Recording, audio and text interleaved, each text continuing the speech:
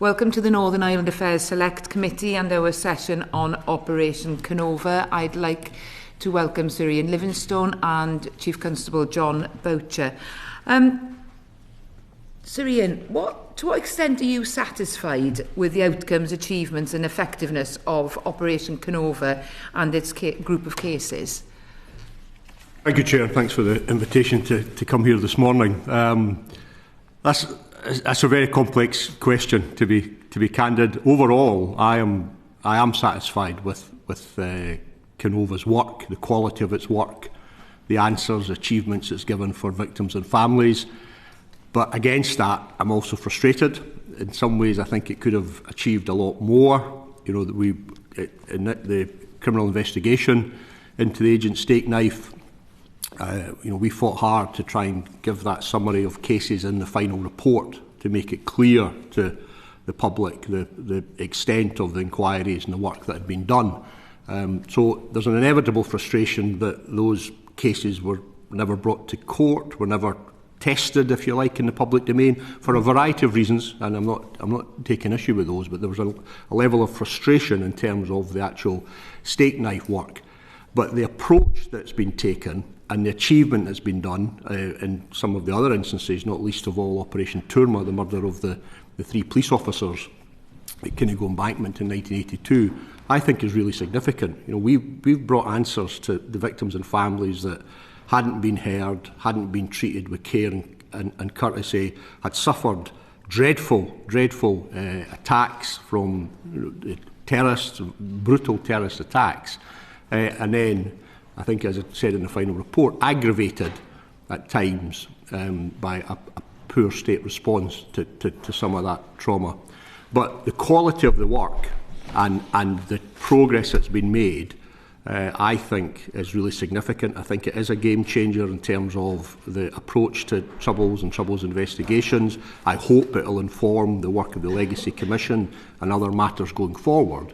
But against that, inevitably there are a number of frustrations that perhaps more could have been achieved, but that's life. And so the family responses to the outcomes and findings of the final report and investigation, how did they feel?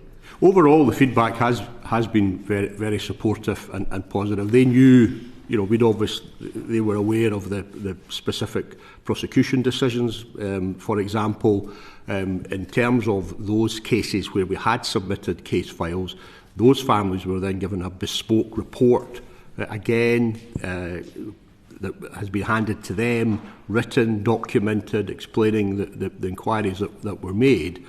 And then other families who didn't necessarily receive a bespoke family report because of the circumstances of their own case, again, we've maintained very close relationships. And that continues. That's not something that's going to come to a hard stop.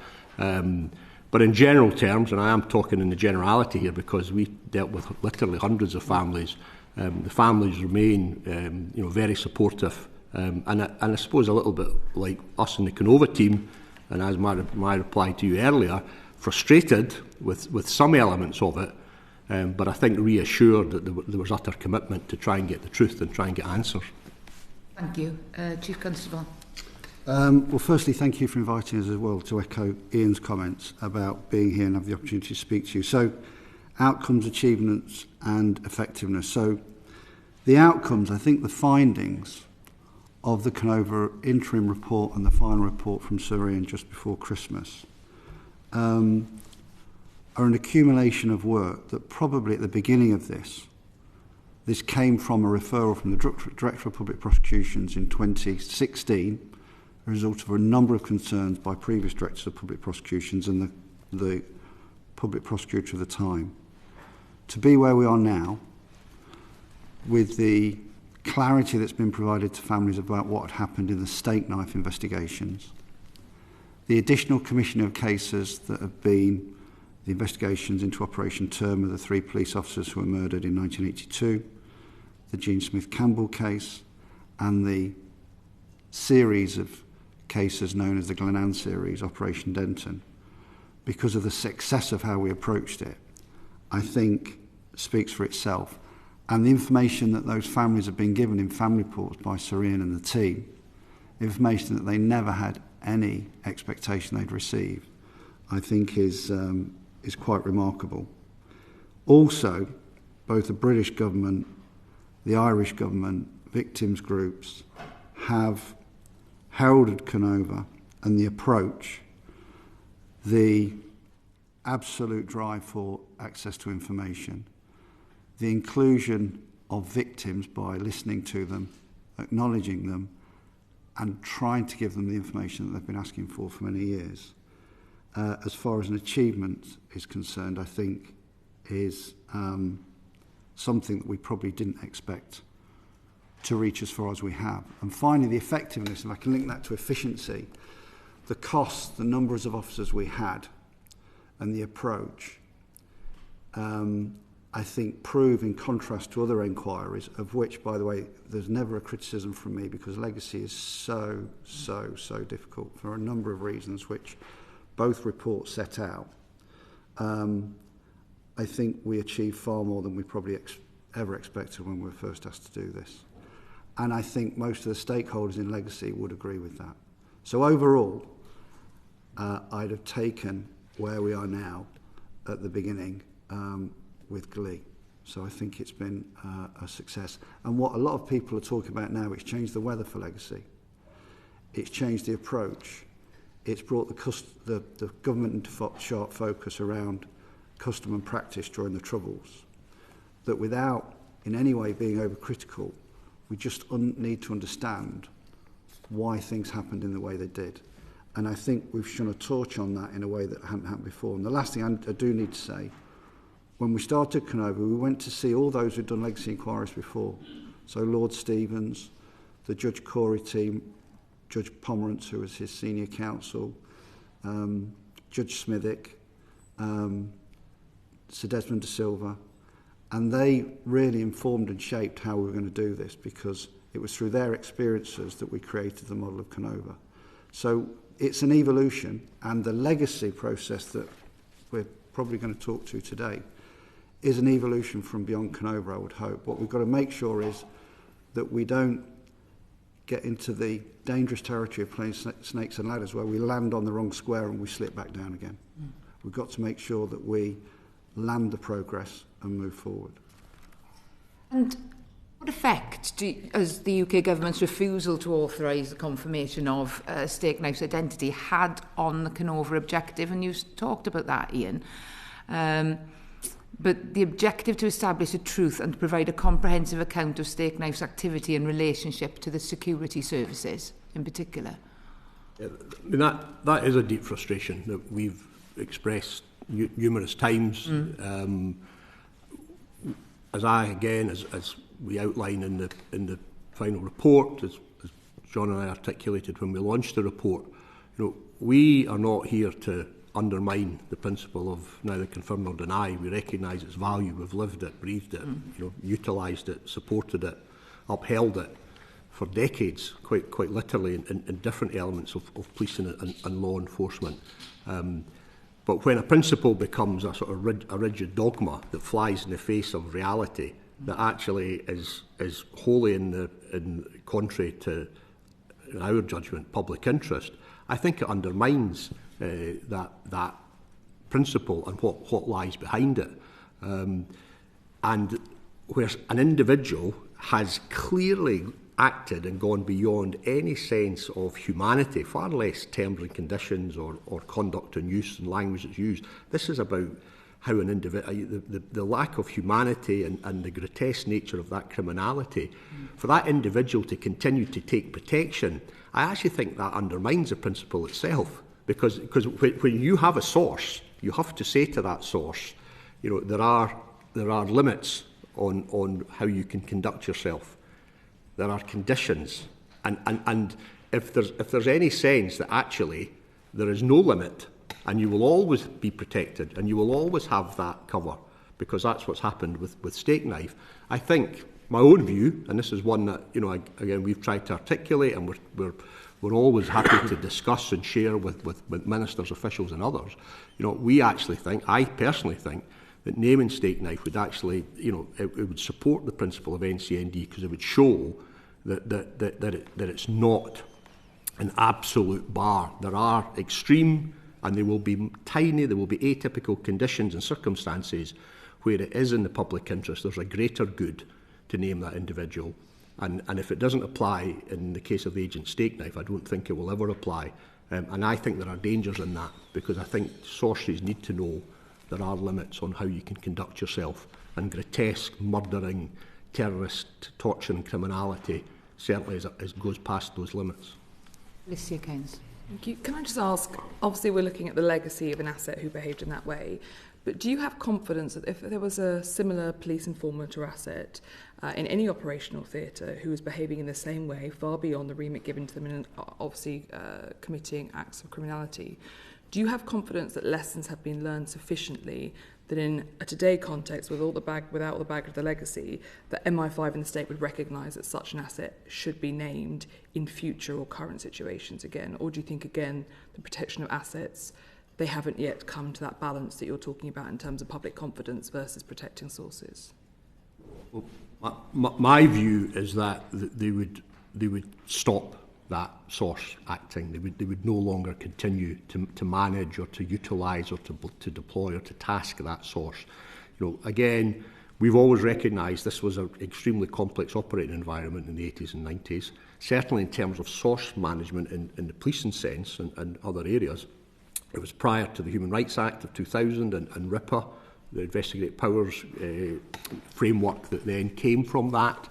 And I think the management and the oversight now would be of such significance that it would never actually get to that extent. That certainly would be my wish, but I do think it would be my expectation around that. And I don't think, having spoken at length to colleagues in MI5, including the Director General, I don't think they would disagree with that. They recognise that as we sit here today, the conduct of that agent was outrageous. So my view is that wouldn't happen today. That's not to say that there would be continued issues with agents who have perhaps been deployed over a number of years, where some of those lessons have not necessarily been seen or been learned. Thank you. Gavin Robinson. Iain, can I just ask you about the sterility of what you've said? It's hard to consider these issues in a sterile environment, and you've outlined not a guarantee because you can't give it, but an expectation that with the legal framework the same wouldn't happen again. But is it not true that Stakeknife's value was found in the role that he had within the IRA? His value as an agent was the fact that he was head of the internal nutting squad, the squad that was there to root out informers. So is it not the case that if he were recruited and had to immediately stop the very thing that made him valuable as an asset, then his value would diminish considerably? And that's the sort of complication in all of this, that in actual fact for him to be of value, he would continue doing those crimes that you're right to say are so heinous. That I suppose, conundrum, as you outlined it, is one that applies to every single source. Sources are only of value if they actually have information, and by definition, most sources are not living, an entirely virtuous or crime-free life, because people who live such virtuous lives know very little about organised crime, know very little about terrorist organisations, and that's the information that rightly we as agents of the state and those seeking to uphold the principles of the rule of law, we need that information and intelligence. So that challenge around source recruitment and source management is something that is faced every single day and continues to be faced. So you capture the challenge correctly. The issue that we and I would assess with Stakeknife is that it went beyond those limits and parameters that you would naturally set. And this is in my view beyond any statutory framework that now exists. This is just in terms of actually, again, humanity and looking at his conduct, where his behaviours and his participation, that's a matter of stop. The state can't sit back and allow people to be tortured and allow people to be abducted and allow people to be murdered. It just can't, and I don't think it would happen now. But the challenge that you present is that, by definition, a really well-placed source has to be close to some of that criminality, and that's a challenge that will be getting faced right across the whole of the UK and Ireland as we're sitting here today in different fields. As soon as a murderer whose job is to root out informants and murder his colleagues stops murdering, his colleagues are going to ask questions. Well, his value is going to be greatly diminished, and I just think, and I don't need to explore it too much further at this stage, Chair, I just think it can be quite sterile, it can be quite academic when you take these issues into a committee room or in the court, as you have done so. It's all what you think principle should be. And yet the real world, and the world in which you guys have operated previously, lawfully, I should add, and the world in which you're trying to police is not sterile at all. Can I make a few comments on that? Only because, and it's just building on, I'm not disagreeing with anything that Iain said, but there's a legal and moral point about individuals who, on behalf of or with the knowledge of the state, commit serious offences, including serious harm and murder. So that would not be allowed to happen today. And going to the previous question, the mechanisms are in place, governance, oversight, legal frameworks, the checks and balances are there. That doesn't mean that you can allow for what human beings will do. But as Iain has described, I think anybody showing those behaviours, particularly with regards to the legal frameworks that the police apply, I think would be identified and dealt with pretty quickly and would be taken off the books, if you like. The issue, though, of what happened during the Troubles, the context has to be understood.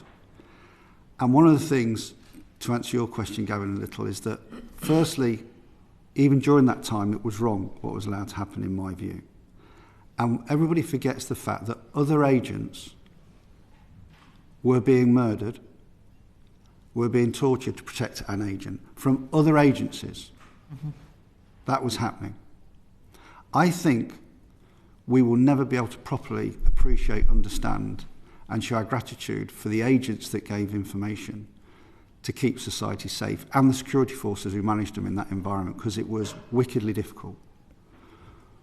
But there is a legal and moral framework where we know about protecting society that you do not pass.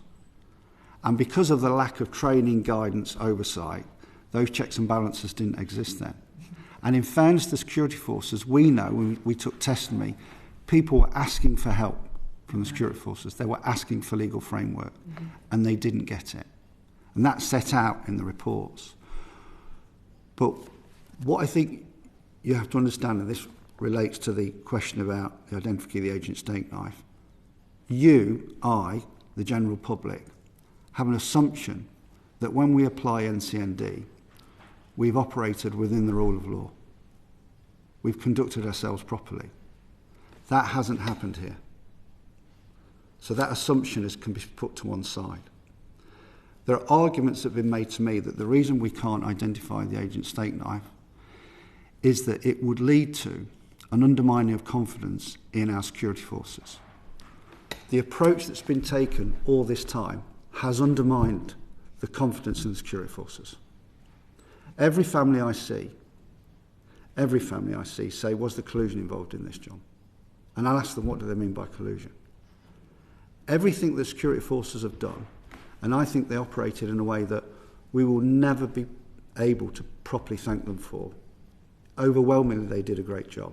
But where we got it wrong, we cannot cover it up. We have to say we got it wrong. And that's not about blaming individuals. This is an institutional issue. And one of the previous questions alluded to, have we learnt the lessons? I believe we have, through legislation, guidance, framework, training. But publicly, in Northern Ireland, there is a significant concern that we haven't, because everything is still behind this curtain of secrecy. Mm-hmm. And the government talks about being determined to give more information to victims of the Troubles. In all the previous inquiries, those people I spoke to, and if you look at page 144 of the interim Kenova report, if you look at what Rennie Pomerant says about the security forces, they viewed themselves above the law.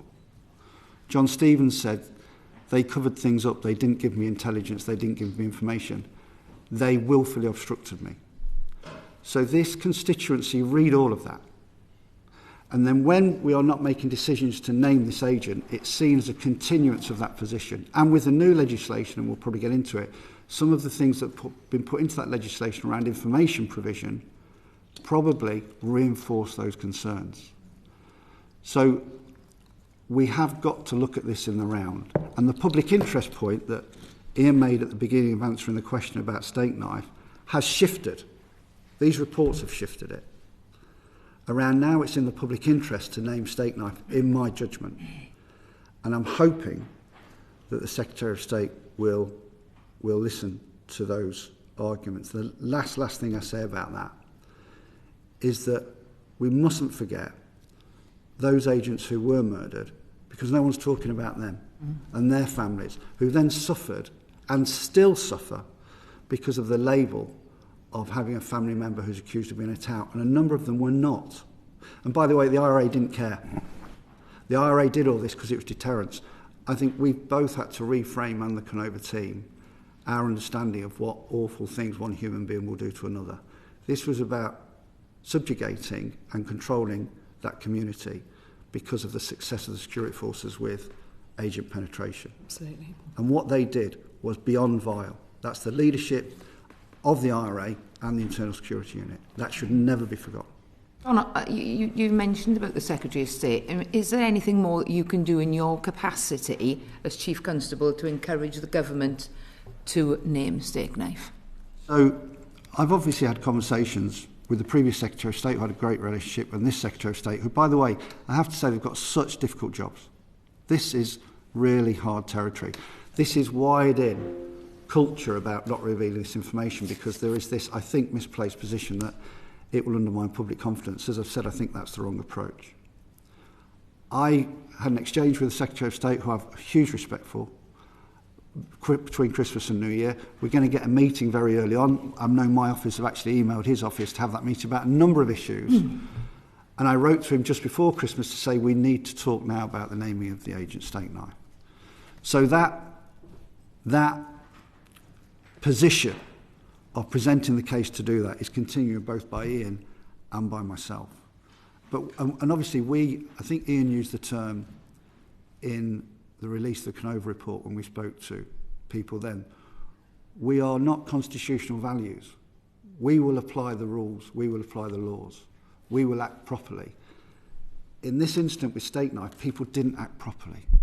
So please, let's now put that right and act properly. And that's the arguments we're making to the Secretary of State. And Sir Iain, I mean, it's widely known what the name of steak knife is.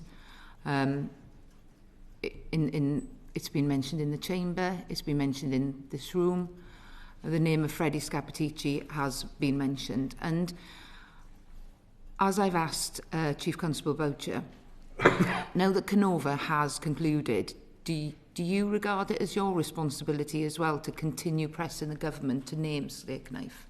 Because it seems like a farce. Yeah, I do consider it my responsibility. I think I've got a duty, I think, on behalf of the work that Kenova carried out and the families who have a strong expectation that steak knife would be identified. But you know, as we said with that phrase about, you know, we're not vandals, we're not here to bring down the structures and the institutions, because we're part of them. We are intrinsically part of that system. But in some ways, that's why we're so determined, so committed for that system to work in an ethical and in a manner that commands public support. The legitimacy of any state agency, whether it's intelligence or law enforcement, can only come from the support of the public, ultimately. And certainly in Northern Ireland, my observations are that this continues to be a major obstacle to that level of support and legitimacy. So I haven't spoken to the Secretary of State over the Christmas and New Year period, but I've been in touch with his officials. He has given an undertaking in correspondence with me just towards the end of last year that he would give a determination on our request to name the agent steak knife on the conclusion of the Thompson case, which obviously has now concluded. So my expectation is that I will have correspondence from the Secretary of State in due course where he will directly address that question. But I've offered a number of times to his officials, I've offered in correspondence with him to come and meet and speak, because I understand entirely that there are numerous organisations, agencies, operating environments that will have interest in this issue. This is not purely a matter that sits within legacy issues within Northern Ireland, and therefore I would wish for him and for the NIO in general and others who are considering this matter to really have that sense and feel the knowledge and the impetus behind naming him. And ultimately, it will be a matter for ministers. I have taken a view that we received information, and it's outlined in the final report, on clear conditions that we have to recognise and we have to uphold. And it is a matter that ministers should take that decision, but I think ministers should take it in the wider public interest and name them. So, although the final report has been published, we're not going away in the short term, and we're going to continue to advocate for the recommendations. Thank you. Paul Kohler. Thank you, Chair. I'm going to return to something Gavin mentioned. Given steak knife's role and the awful and terrible contradictions inherent in maintaining his cover, wasn't the real mistake recruiting him in the first place? So again, there'd be a subjective view on that. My own view on it would be, I don't think there was a mistake in recruiting him. Again, coming back to some of Gavin's observations, that an individual who's as well placed or as close, and of course he grew within the command structure within the IRA as he became an agent. But his initial recruitment, based on what we know and based on what we found out, I think would have been legitimate. I think it's thereafter, as he's risen through the command structure of PIRA, that I don't think thereafter there was enough oversight, there was enough checks and balances. Nobody stepped back and said, hang on, this guy's now gone beyond any level of decency or proportionality. But I would struggle to say that his initial recruitment was wrong. I think I could understand why he was recruited, and you're coming back to how difficult it was, that environment, and intelligence was the lifeblood. So his initial recruitment, I think, was probably legitimate and understandable. I think it's what happened thereafter, but I mean, John may have a view as well. No, I think I accept that. I think that because of the times, the security forces were desperate to get information to try to protect society. And the longer somebody is as we now call CHIS, covert human intelligence source, the more likely it is that they are going to progress within an organisation, and that's what happened. But in fairness to those members of security forces who are managing steak knife, and I've alluded to this, they weren't having the guidance and the oversight that they were asking for it that they needed. So, and I've used this terminology in the interim report, they were operating off the books because they were just trying to keep society safe. There's a couple of wider things, though, I think I just want to mention about the naming of steak knife, if I may, just because of the previous question as well. In Iain's report, there's a section, I think it's section 9, where he sets out when steak knife was first referenced, which was 1999. I think it was Liam Clark, a journalist, and that was Ian Hurst, who was an ex-member of the FRU, Force Research Unit, who was then using a pseudonym, who introduced that there was this agent steak knife. We then move forward, and various occasions, steak knife has been associated with Freddie Scappaticci, including by members of this committee.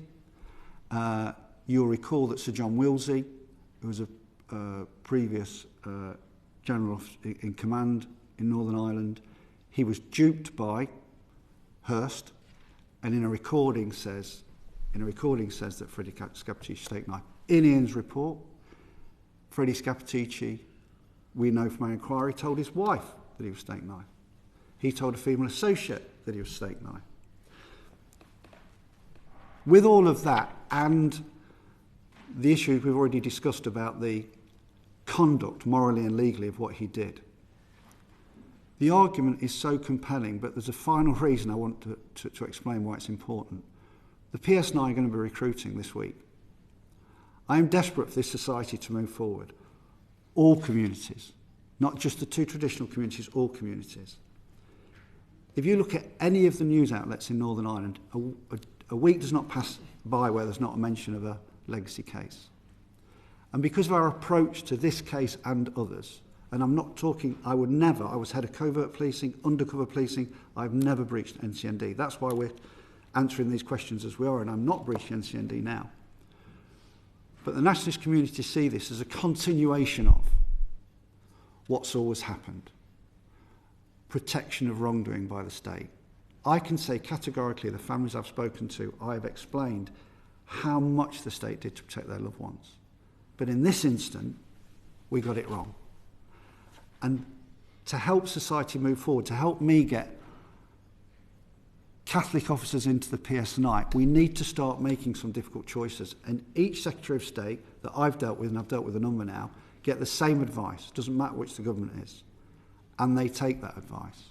I'm just asking, please listen to other people who have some considerable experience and understanding and more accountability in policing than in the intelligence agencies. We're in the front line there, day and daily, overtly.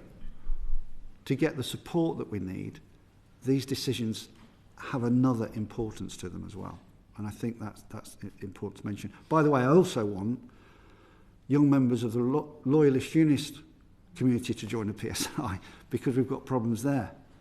But we've got to deal with some of these issues rather than sit by and let things just pass by.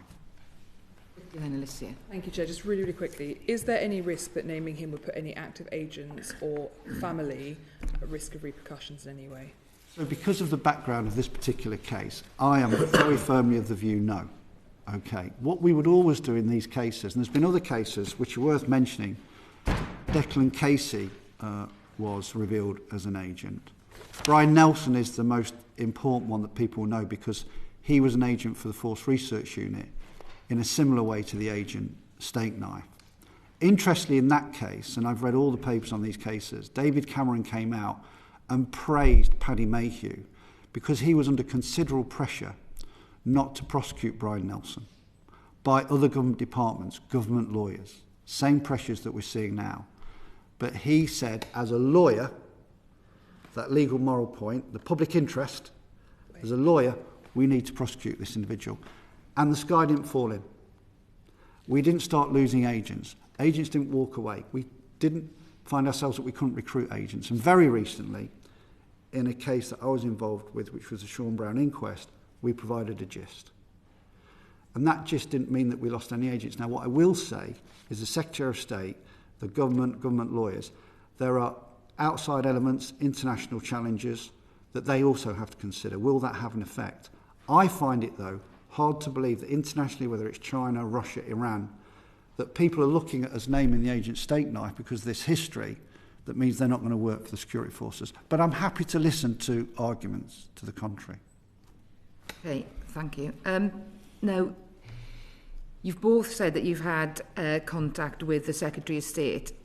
Has that been in light of the Thompson Supreme Court judgment and in relation to the policy of neither confirm nor deny? So no, we've not had a chance to do that yet, Chair. So I wrote to the Secretary of State. We had an exchange of letters waiting for the Thompson case. We've got a new PII policy. We released it in December, and the judgment sets out that I'm entitled to do that. And I want to sit down, I think, and I'm not criticising them because this is a difficult space trying to change hearts and minds and attitudes. We need to sit down. I would do nothing to damage national security. If I have a difference of opinion with the Secretary of State on his advice from lawyers about an issue that would be related to NCND, he quite rightly should go to a court and explain his concerns, and the court, as the Thompson case said should take note of what the Secretary of State said, in precedent in a way, over what I might say. So I don't disagree with that. I really don't. But we need to get this policy in place, which, by the way, we've published again, so that people from all our communities can see how we're dealing with sensitive information. That openness that we've not previously had in Northern Ireland, which we have elsewhere. But we will be having those conversations. And I think it's only right that we have those conversations before we probably report back to the committee. And so, Iain, are you expecting to have further engagement on this issue? Yes, absolutely. I think the Secretary of State intimated that he was almost reserving his position until the Supreme Court had issued its decision in Thompson. That's now been published. So I would expect to either have contact, certainly communication with the Secretary of State and his office. And as I say, we've reiterated, and both of us this morning are stressing that, that we're more than happy to come and speak and brief officials, brief ministers, talk to them, give them a perspective to add to their awareness and their knowledge for recognising the pressures they're under. But there is a perspective that comes from Kenova that I think is not always provided from other places. Do you think that the Supreme Court judgment on Thompson will influence the government's position on naming steak knife? Can I mention on that, the Thompson case, and obviously I'm close to that case, isn't about naming agents. I know the Secretary of State made statements about waiting for the Thompson case. It was about gisting that was done by a coroner. I initially didn't support that coroner because of the nature of the gist. Then I did.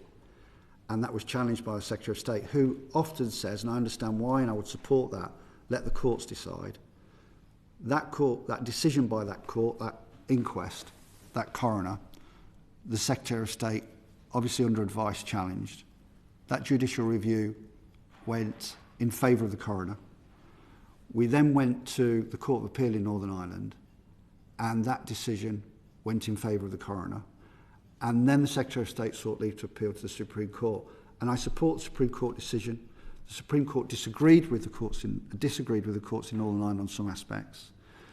But that was about gisting. It's not about the naming of an agent. It is very different, in my view, in my humble view. It's about the ability of the security forces to provide a gist, but it should have a primacy, if you like, decision maker with the Secretary of State. It wasn't about naming agents. How did you feel after the Thompson case?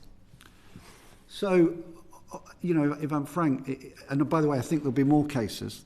I've been involved in a number of cases already in law enforcement where we've changed the weather, we've done things differently, and courts have supported us. And there are other cases coming before the courts. But I think it provides clarity. I think it shows that the Secretary of State should have this overriding decision-making process towards the court. The courts can still decide to disagree. We are subject to rule of law in the courts.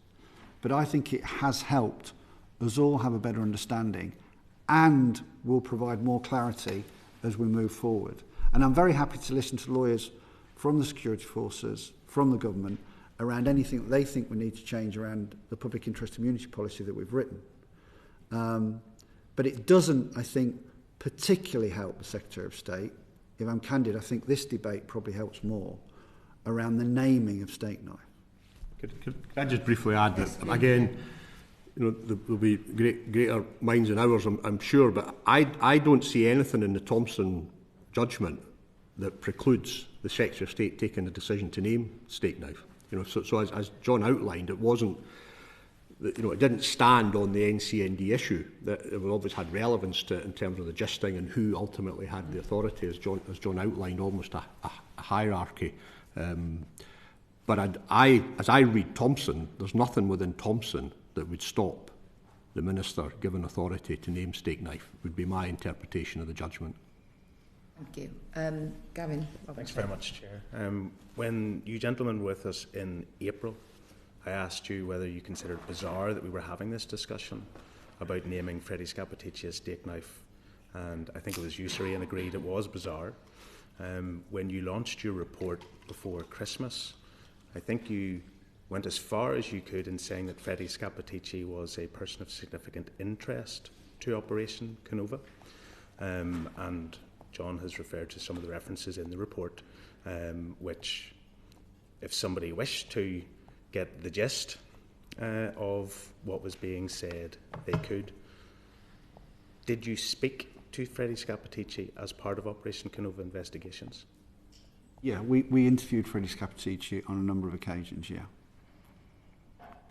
And how much is that referenced within the report? I don't think the report goes into the details of what was said.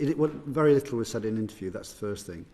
It was important, I think, for the families to know that cases that we're investigating where he was a suspect, as with anybody, that he was interviewed under caution in the ordinary fashion, which hadn't happened before because there's been previous examinations into his offending, which haven't been dealt with as we would have expected them to be. But what we did do is we informed the families when he was arrested that he'd been arrested because of this openness of the investigation. But what we've been very careful to do, because we've got an obligation when we're giving information to comply with that confidentiality. And I know, you know our position. We think it's become pantomime, farce, call it what you will. I think it's more, I don't like those words in a way though, because it's so important for society in Northern Ireland that we revisit this decision and I think change it because of the confidence in government, the executive, by our different communities. But we can only make the arguments that we can make. My own view is that he will be named formally. My frustration is we're wasting time that is unnecessary and it should already have happened. And in a way, and forgive me for this because I need to be cautious what I say. I just think at the moment, and if you look at the interim report, all of the people who dealt with previous legacy cases talk about the frustrations of not getting information, being misled, being obstructed. At the moment, the people who are involved in that, those roles are the ones that the government are listening to. Yeah. And the final thing, can I just say on this around the agent issue, is those agents, I think, when they agreed to work for whatever agency, the military or the police, generally it's the military or the police, I think if they were at risk, they would have expected for us to do everything we could to protect them. I think that's a reasonable thing. We didn't.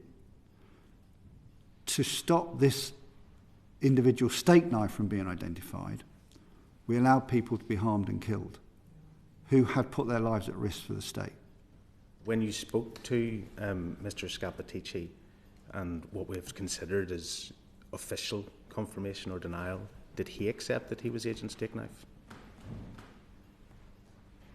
Do you know what, Gavin? I honestly, without having the material in front of me, he went no comment to most of what was said. I think, from recollection, he did not. But what I have said, and it's in the report, he told his wife he was the Agent Steakknife, and he told a female associate that he was the Agent Steakknife. I'll check that and come back to the committee if I may, or ask Iain to. But I don't think he did. Just finally on Thompson, and I think it draws from what the Chair was asking and the implications of it. Dennis Bradley is a well-regarded individual in Northern Ireland, heavily involved in engaging with Republican paramilitaries as a priest to bring them to peace, and with the wider nationalist community too. He was the first Vice Chair of the Policing Board. He is somebody who has spoken very powerfully about truth and reconciliation and believes there should be a truth and reconciliation process, save for information around informants, because he believes it will destroy families, it'll set brother against brother, sister against father, it'll destroy families and destroy neighbours and destroy communities because the truth will be known. So whilst we're talking about this specific case, is Dennis Bradley's broader point something that both you and Sir Iain agree with? I think I've got huge respect for Dennis Bradley, and I meet him. I went to see him when I started Operation Kenova. I would always listen with great care to what Dennis Bradley says, and from what you've described, I would concur with some of those comments. This is a very specific case. We very rarely step away from NCND. I gave you a couple of examples, but I would sympathise with Dennis Bradley's position. And that would actually step into territory of people not potentially agreeing to become agents. So then we would, Iain and I wouldn't be able to make the arguments we're making now. So from the way you've described that, I would have sympathy with that position, yes. Thank you very much. Robin. Just in the back of the answer that you gave Gavin about interviewing Scappaticci, it actually says in the report it has not been possible to deal with the full facts surrounding the agent's steak knife and the late Freddie Scappaticci in as full as detail as hoped.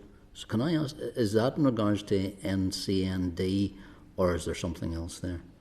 So, if I may, and Iain may want to come in, when we wanted to talk about the investigation, Freddie Scappaticci is a member of the Internal Security Unit and has been interviewed for offences regarding that. If we want to talk more openly and publicly about that offending, because it was a small unit, and there are other cases that are synonymous with the person who's identified as the agent steak knife, we effectively would breach NCND. That's what we would do.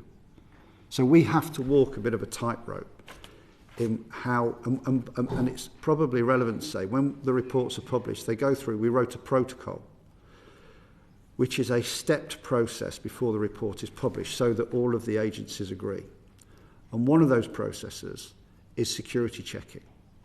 So the lawyers would say, if you were to describe those cases in that way, and this happened with Iain went through this process, because in this report Iain has produced, there's evidence of particular crimes and what was done.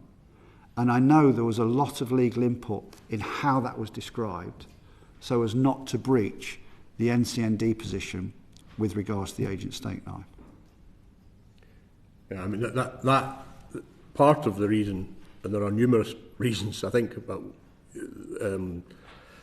my ambition to publish this final report was probably, turned out to be greater than my abilities in the end, I think, when I came before this committee before. But part of that was not only some of the intervening facts and circumstances regarding MI5 material and other issues, but a big part of it was to do with the security checking process. I mentioned that in the report, that again, an early piece of learning that John took, that collectively Kenova took from those that had gone before, was that when the work's concluded, nothing comes into the public domain, by and large. And therefore, this determination that part of the Kenova philosophy, the Kenova ethos, would be to publish public-facing reports and share as far as possible, notwithstanding any prosecutorial decisions that may or may not have been taken, but to public in the public interest, as a statement of intent was right and was very clear, but actually it was really, really complex to deliver. Really, really complex. And again, back to my opening point about frustrations around it. So that point in there, Robin, about, we can't tell the full story is because we're constantly saying, well, that applied to Frederick Scappaticci, that applied to the agent steak knife, and we can say this about Scappaticci and we can say this about steak knife, but we can't merge the two because at this stage we're still precluded from any level of confirmation on the identity of steak knife. So that's why that caveat, if you like, I included that within it, because people may read and think, just as you have this morning, almost ask for more information and more detail around it. We've been as open and full as we can. We've included the summary of the cases that were submitted. We've included the circumstances of steak knives management, recruitment, relocation, etc. All of that was really challenging, dealing with people who had a legitimate but at times alternative perspective, and we always wanted to make sure that we would get as much into the public domain but recognise legitimate national security challenges. But it has been really hard work to do that and to get as much information into the public domain as we've been able to do. Okay, Katrina Murray. Yeah. Thank you both for coming back. I want to look at the information sharing and various protocols. Like yourselves, I've spent my entire working life within the public services, so I understand the practicalities of how information gets siloed, and particularly worked in medical records in the 80s. So I know also the challenges of what would be paper-based records.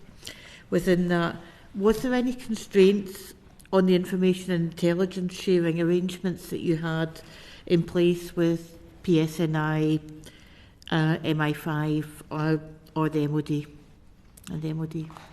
So if I start, and obviously because I began the investigation, I think at the beginning everyone was very nervous about sharing information.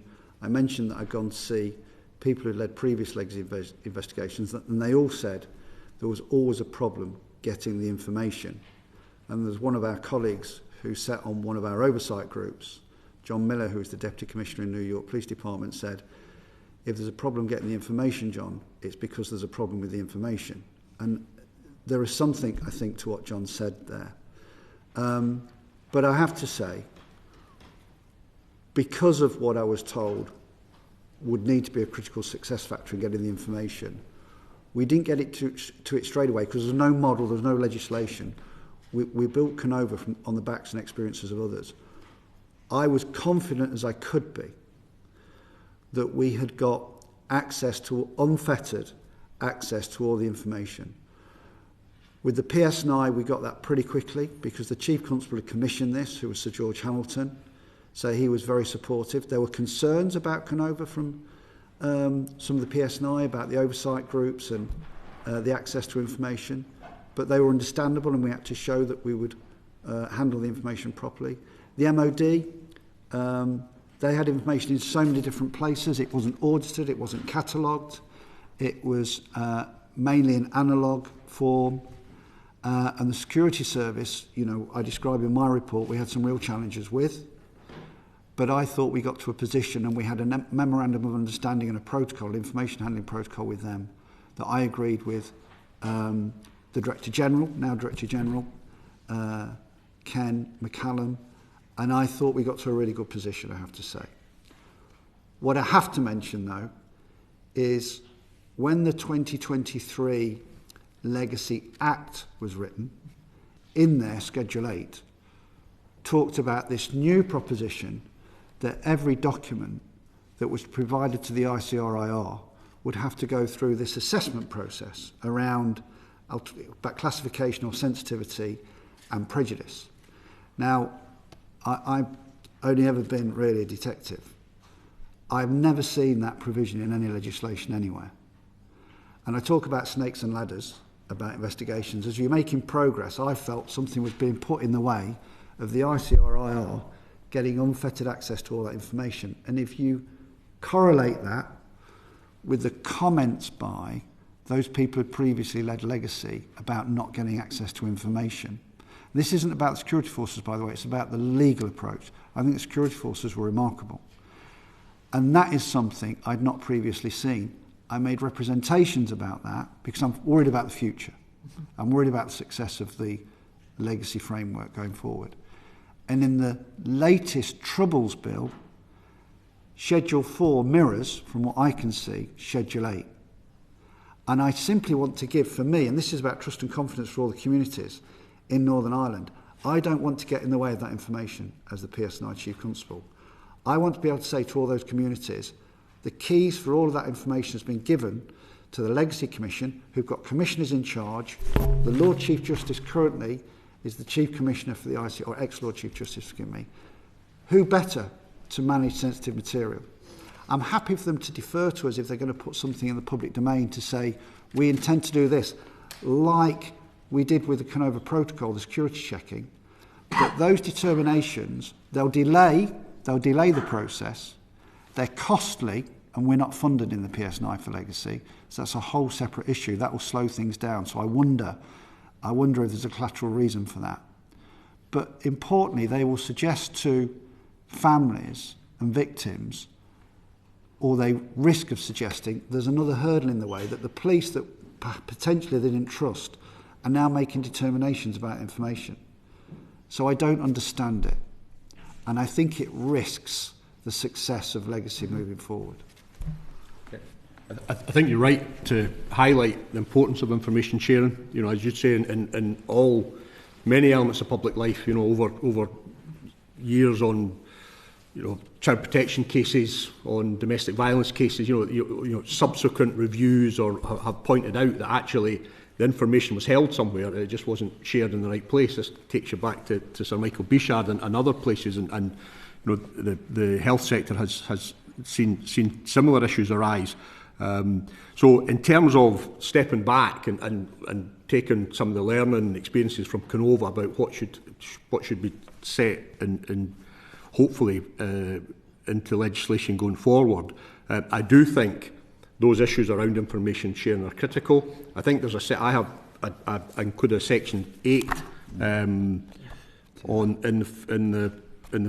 the final report, accessing information, and we go through each of the agencies, and we give an example of a database called MESA at 8.7 in the report, whereby where you ask for information and people acting in good faith then give what they think they have, but actually there's more than that. You had the HET, who were actually although they were distinct, they were still part of the PSNI, and they were not provided with all the information that the PSNI actually held.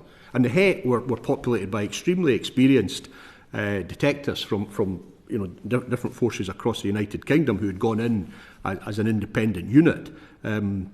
But they did not receive all the material. It was only when the Kenova team came in, and again we outlined how it was by accessing information, having that direct ability to interrogate systems, that Kenova were able to attain that information. And as John outlined, I think that is one of the challenges of, as I read the bill, compared to Kenova, is this sense that the person who you make the request of, or the organisation who you make the request of, still has to do that assessment process on sensitivity, where actually the investigating agency give them the authority. They're the ones who know what they're looking for. They're the ones who know best, and the experience.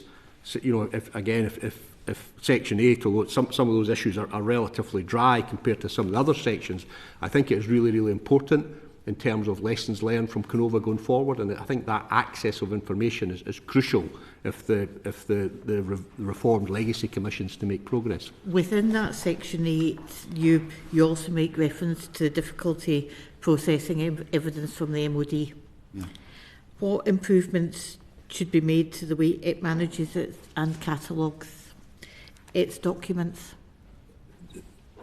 The MOD, again, in your opening question, Katrina, you rightly said paper records over many decades, records over many units, agencies, regiments, structures, entities and whatnot.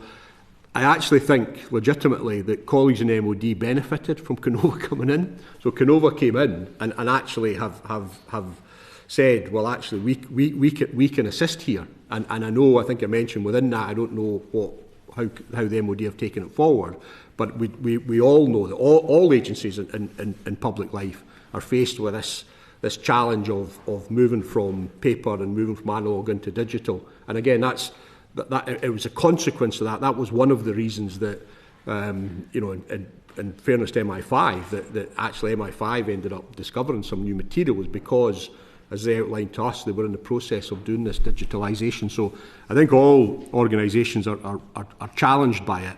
But again, I think Kenova has been a driver for some of these improvements.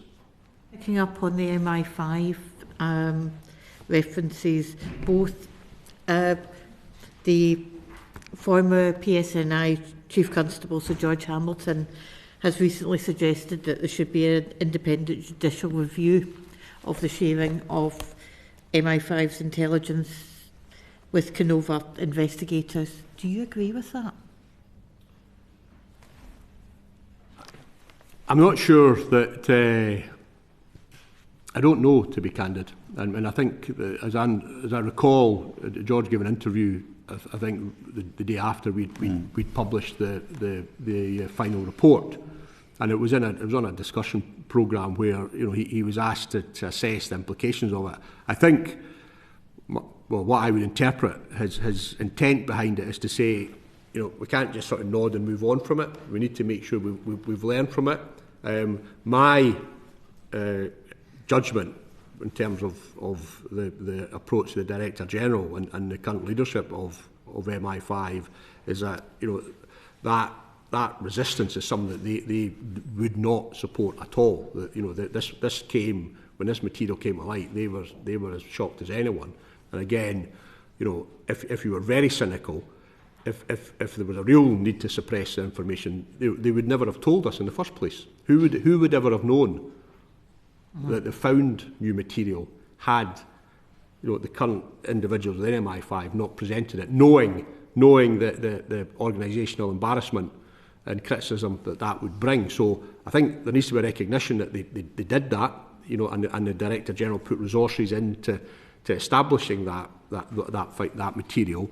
And again, I've absolutely no doubt, as I said, as we move towards digitalised records and whatnot, that a lot of the approaches will have changed with this. And I think it's also important to recognise that MI5 had far greater knowledge of Steak Knife, far greater knowledge than they told us. They were involved in tasking, strategic and tactical, in my judgment, at quite an early stage. But he was not an MI5 asset. He was a military asset. He was an army agent. But the MI5 role in it was far greater than we had been told initially. And this new material was really quite significant. But as I say, it was MI5 themselves that brought it to our attention. Chair, can I mention one thing? Sorry, just because it's the Mesa point. With the Mesa, and Iain describes it in his reports, in the interim report, I don't think there's any malign intent there, I have to tell you. We identified that because we got the keys for the Mesa database and there were codes to access it as Operation Kenova. And then we understood that the MOD, who'd passed over the Mesa database when they withdrew on the 31st of July 2007, I think that was, that they withdrew from Northern Ireland, so that the responsibility for the database they left with the PSNI. We then realised there was a set of keys to the Mesa database that the MOD had and would use for their civil cases and litigation. So we got their keys, and if I describe it as a 5-drawer filing cabinet, the PSNI keys opened the first 4 drawers, the MOD keys opened all 5. And we had to point that out to the PSNI, and the Chief Constable of the day had to write to the presiding coroner and others to say, when you've asked us for information, there is a bit of a problem because we didn't realise there is information we potentially have not provided you with. Now, with legacy moving forward, because of this element of Schedule 4, we can't get this wrong. We can't have people mistrust or distrust. There is a distrust in the police from some people. So to give them absolute direct access, unsupervised access, they're the best people placed to decide any prejudice. They're the best people placed to decide sensitivity of those documents because they'll see them in the round. It actually isn't the PSNI years later. So it's a really important point around legacy succeeding moving forward. And at the moment, there's a deaf ear to the points that we're making. Just picking up on that, it is absolutely critical to the success of the proposed Legacy Commission, any work on legacy going forward, and actually a confidence across the entirety of Northern Ireland that we've actually dealt with it. We've got the answers as far as we need. What is your approach of the assessment of the MI5 approach to legacy cases in Northern Ireland, and does it need to change? So I've mentioned this. I do think there is an issue, I have to say. I think it's a cultural issue. Listen, I'm the biggest advocate for MI5. I've worked really closely with them in tackling international terrorism. I spent years working closely. The Director General I have huge respect for. He's a personal friend. And we've talked about these issues. I'm now the Chief Constable of PSNI, and some of the things I've said today wouldn't be under his consideration because he has a different role. And we're the police, and as I explained earlier, I mentioned this, we're far more outwardly accountable, which is right. Coming out of conflict, as we are in Northern Ireland, we have to work doubly hard to be human rights based, open and transparent. We have to make sure we've got really robust accountability measures. intelligence agencies don't work in that same way. Even recently, there's a proposal in legislation about having a duty of candour for public services, which I support in general. But the intelligence agencies, I know, are concerned about that. There's a difference. So I understand why they would be reticent and hesitant. But what I don't think they've done is listen to the arguments we presented, look at the history of those reports that are mentioned in the Kenova interim report, and necessarily understand the importance of moving society in Northern Ireland forward, because they've got much broader and wider issues as well to be responsible for. But I think this session, Sir Iain's report, the conversations we have with Sir Ken, I think all of it is moving the dial. But do understand that they have a very different role and function from the PSNI, one which I respect, and they've got a wickedly difficult job. We've just got to find the right sweet spot, if you like. But I do think they need to change their approach around information disclosure in helping us with legacy in the future. Thank you. Gavin Robinson. Thanks very much, Chair. The word conspiracy has been used already in this session, and very often you will hear people in Northern Ireland talk about the quest for truth and justice. And one of the things that I think you have both highlighted as a benefit of Operation Kenova is the personal relationships that you've built with families. And that sometimes involves indicating to a family that their truth is not the truth, that the assumptions they had are not borne out through evidence, and therefore are left in a position that sometimes the truth doesn't lead to the justice that they seek, and there is a level of disappointment. And so there has been a disappointment around Operation Denton, you'll know, with some of the families, and the finding that you've reached that there was no systemic collusion with loyalists involved in that attack, or those attacks associated with the Glenanne gang. How do you wrestle with that, and how do you conceptualise the disappointment for the families? Are they right to be disappointed, or is the fraught nature of legacy simply that when somebody has a truth that's not borne out by the truth, there's inherently going to be disappointment? John, I'm sure will add to it. My experience of that, Gavin, and again, I'm grateful for the question, has been that is enormously challenging. When you sit down with families or a group of families, and you look them in the eye, and you've heard their trauma, you've heard the fact that they've lost a parent when they were young, or they've lost a spouse or a loved one, and they've had a view, or they've developed a view, or others have presented them with a view or a perspective on what happened, and they've held to that almost for years, if not decades. And what we have done, and had to do, was explain. This is why the process and the steps we took, and the length that we went to, and the depth that we drove down to, was important to explain to families as well. Is that we have gone beyond previous inquiries. We've stepped and gone and spoken to challenged individuals. We've looked for perspective. We've looked for information that wasn't necessarily available previously, and this is our legitimate finding. So the family of Jean Smith Campbell, which is our Operation Mizzenmast, Jean was tragically murdered in 1972 in West Belfast.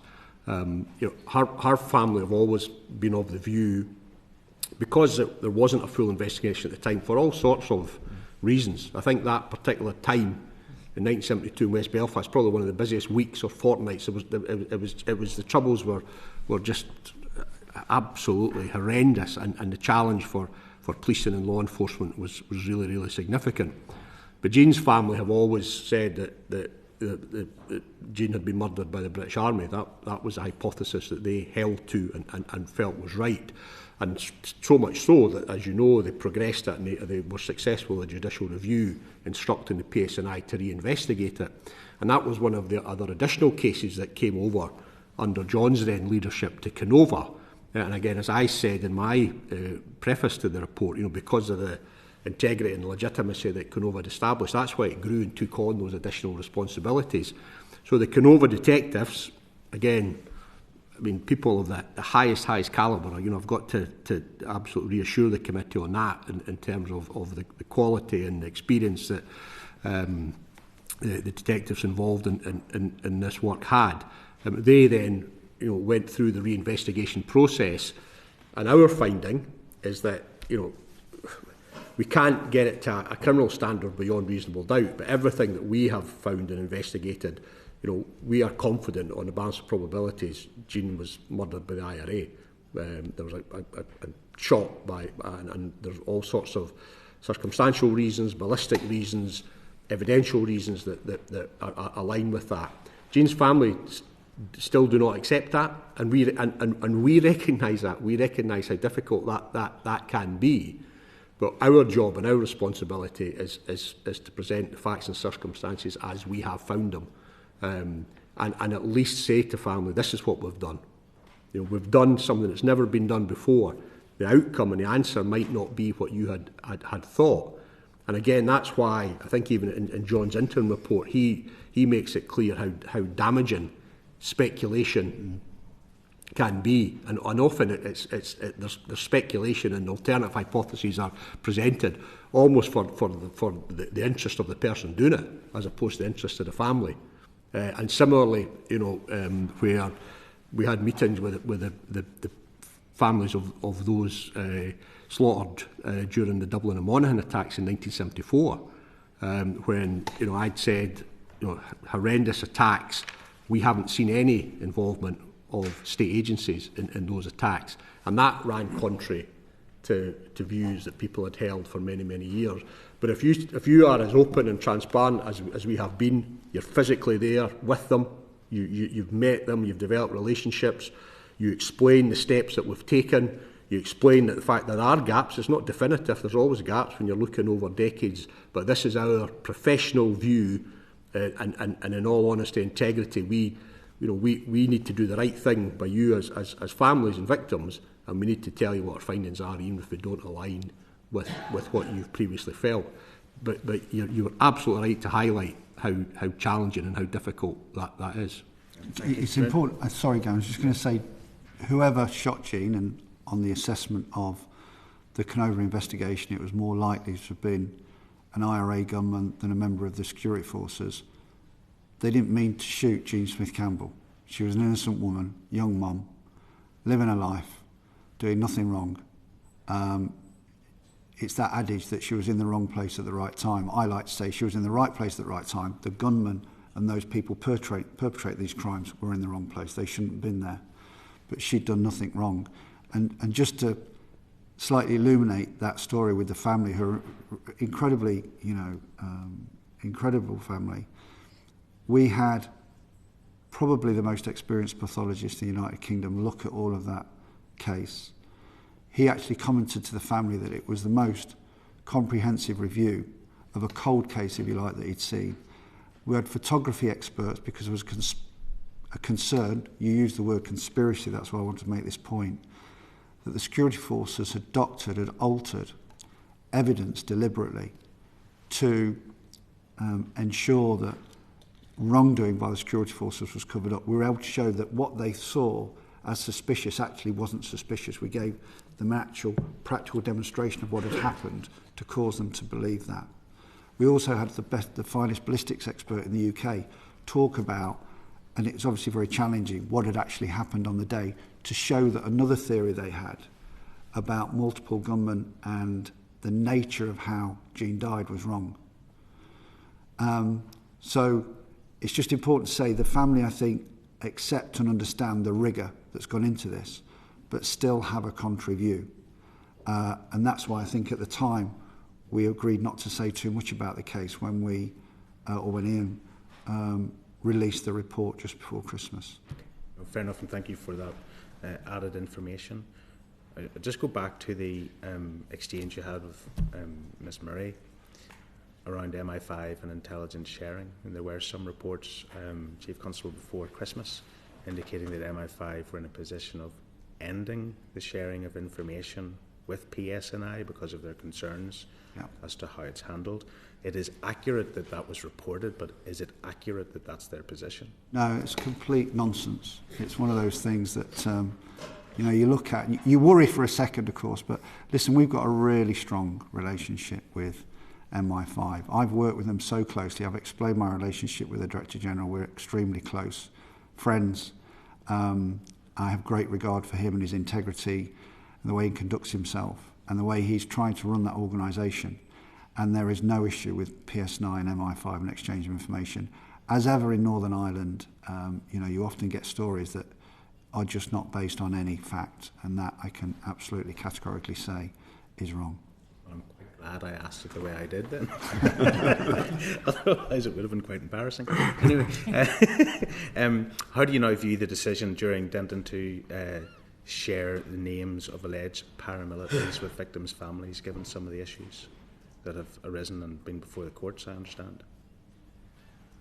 Again, a very pertinent and relevant question. I'm restricted slightly, Gavin, because it is, as you say, that there are live judicial or challenges that have come in seeking judicial reviews. Challenges that are against both myself as the head of Operation Denton, which is part of the Kenova suite, and then also Chief Constable Boutcher, because ultimately he has responsibility for Kenova.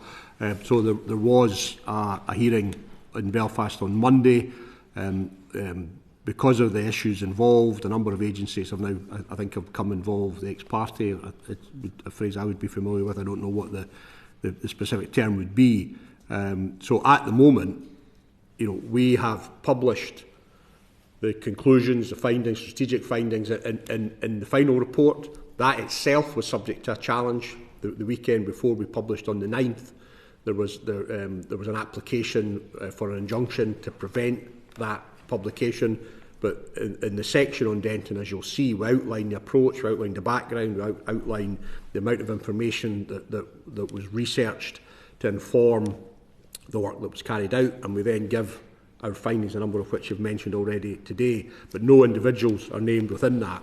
And again, thankfully, that allowed us to get that information and really up to the deadline, really on the Sunday and the Monday before we published on the 9th. That was sort of confirmation given to the court, and in light of that confirmation that you wouldn't name, then the judge decided not to find. In terms of interim relief, but the substantive issue now, because again, coming back to what we said at the outset, and I've already alluded to it, that we, through John's determination and initiative, something that I absolutely agree with and have sought to implement and continue. We want to put as much information in the public domain as we can.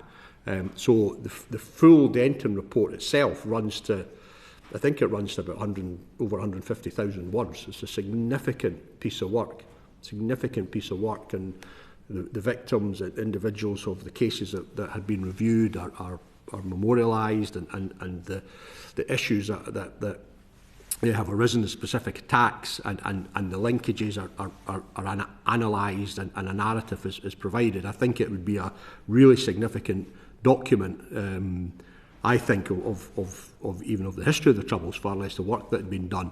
But within that, inevitably, there are individuals that are named. So we are going through a process at the moment round about representation and a sort of that broader point of maximalisation, as they talk about, if we're criticised. It's very complex in this instance because of the amount of work involved, and then we're still facing some of the legal challenges to try and prevent publication. But our starting point is we want to publish as much as we can. And until we're told not to, we're going to continue to try and progress that, because ultimately we think it's in the public interest to do that. But there was a sense of relief that we were allowed at least to get the strategic findings into the final report, so we've been able to discuss them, just as you talked about today, about the fact that we saw horrendous elements of collusion amongst state actors, but it was, as I would describe it, it was at an operational level. It wasn't at a strategic or a political level. And a lot of those instances had already been established before Denton was initiated. We've had a discussion about sharing of information and a rebuke to the notion that was published in pre-Christmas that MI5 were concerned about the provision of information.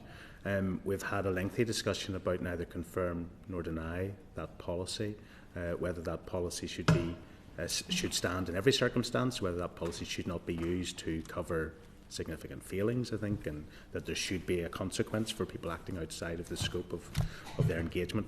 We've heard all of that. And right that you outline your position.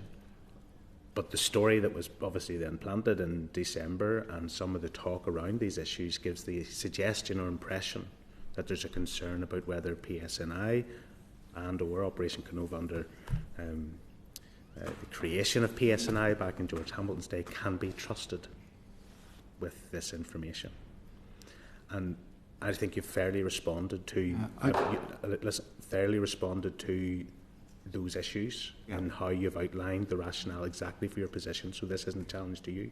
Yeah. The question to you both is, if there were to be a restriction on the sharing of information, the impact that would have on our ability to deal with legacy, on our ability, more generally, our ability to complete the work that you've been tasked with completing, or our ability to even extend beyond. If it was MI5 one day, could it be MOD the next?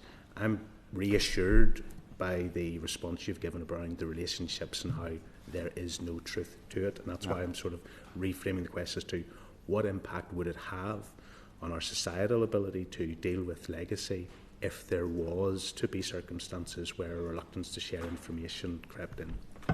Well, we would come full circle, because information wasn't shared about people, some of whom were agents, some of whom were not, who were going to be abducted, tortured and killed. So they were abducted, tortured and killed. That's what happened. That's the story of the steak knife investigation. That's the finding. And for some families, I think, I say in the interim report, these families would have thought they were going mad. They weren't going mad. This was happening, and it should not have happened. And I will underscore again, my experiences was that the security forces, and the RUC was the most dangerous police service in the world to be a member of in the 1980s, United Nations report.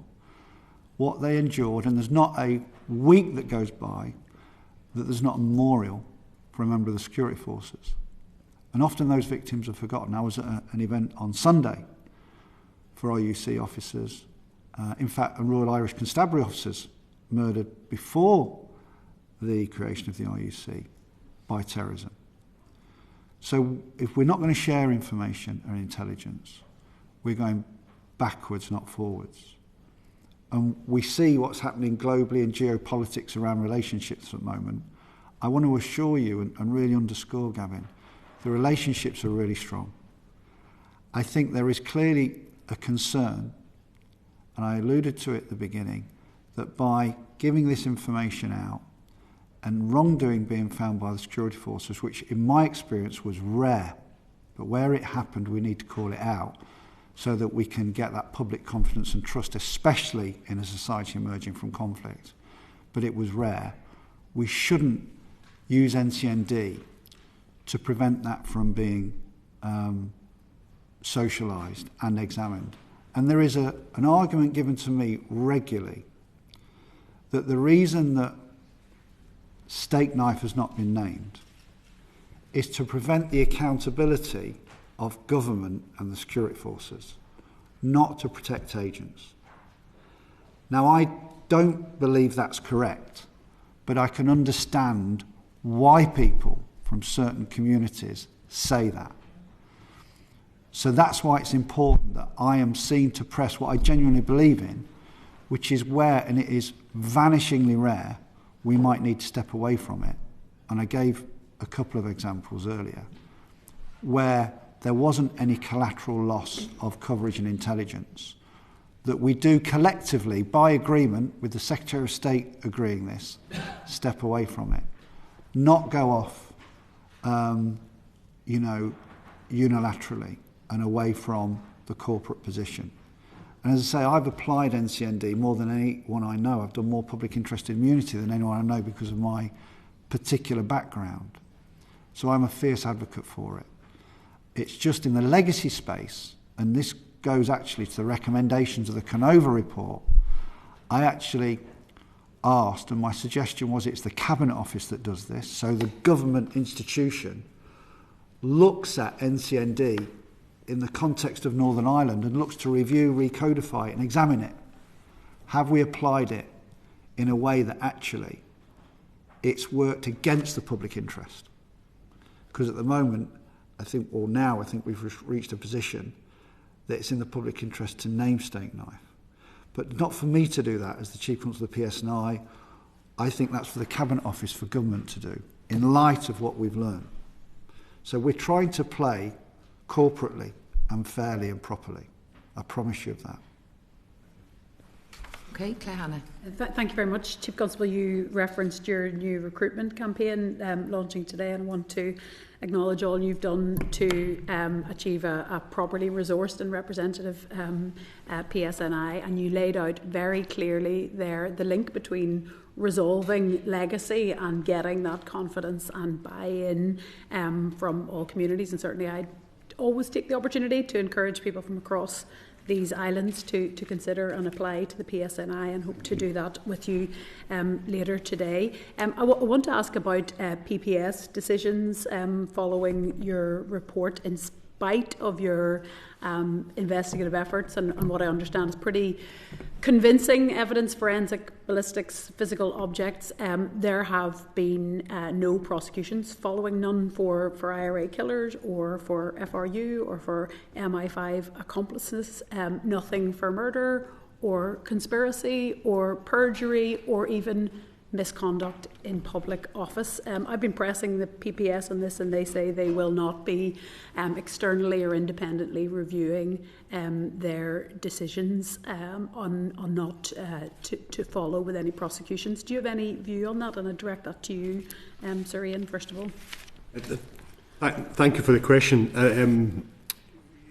I think coming back to my first response to the Chair about frustrations, and you outlined and very, very clearly, the whole series of potential charges that may have come from the investigation. We felt, and we continue to feel, that there were strong evidential cases were presented. I included within the final report a summary of each case. And again, candidly, we had to fight quite hard to have that included, because I think it was important that people did have a clear understanding, the public had a clear understanding of what work had been done.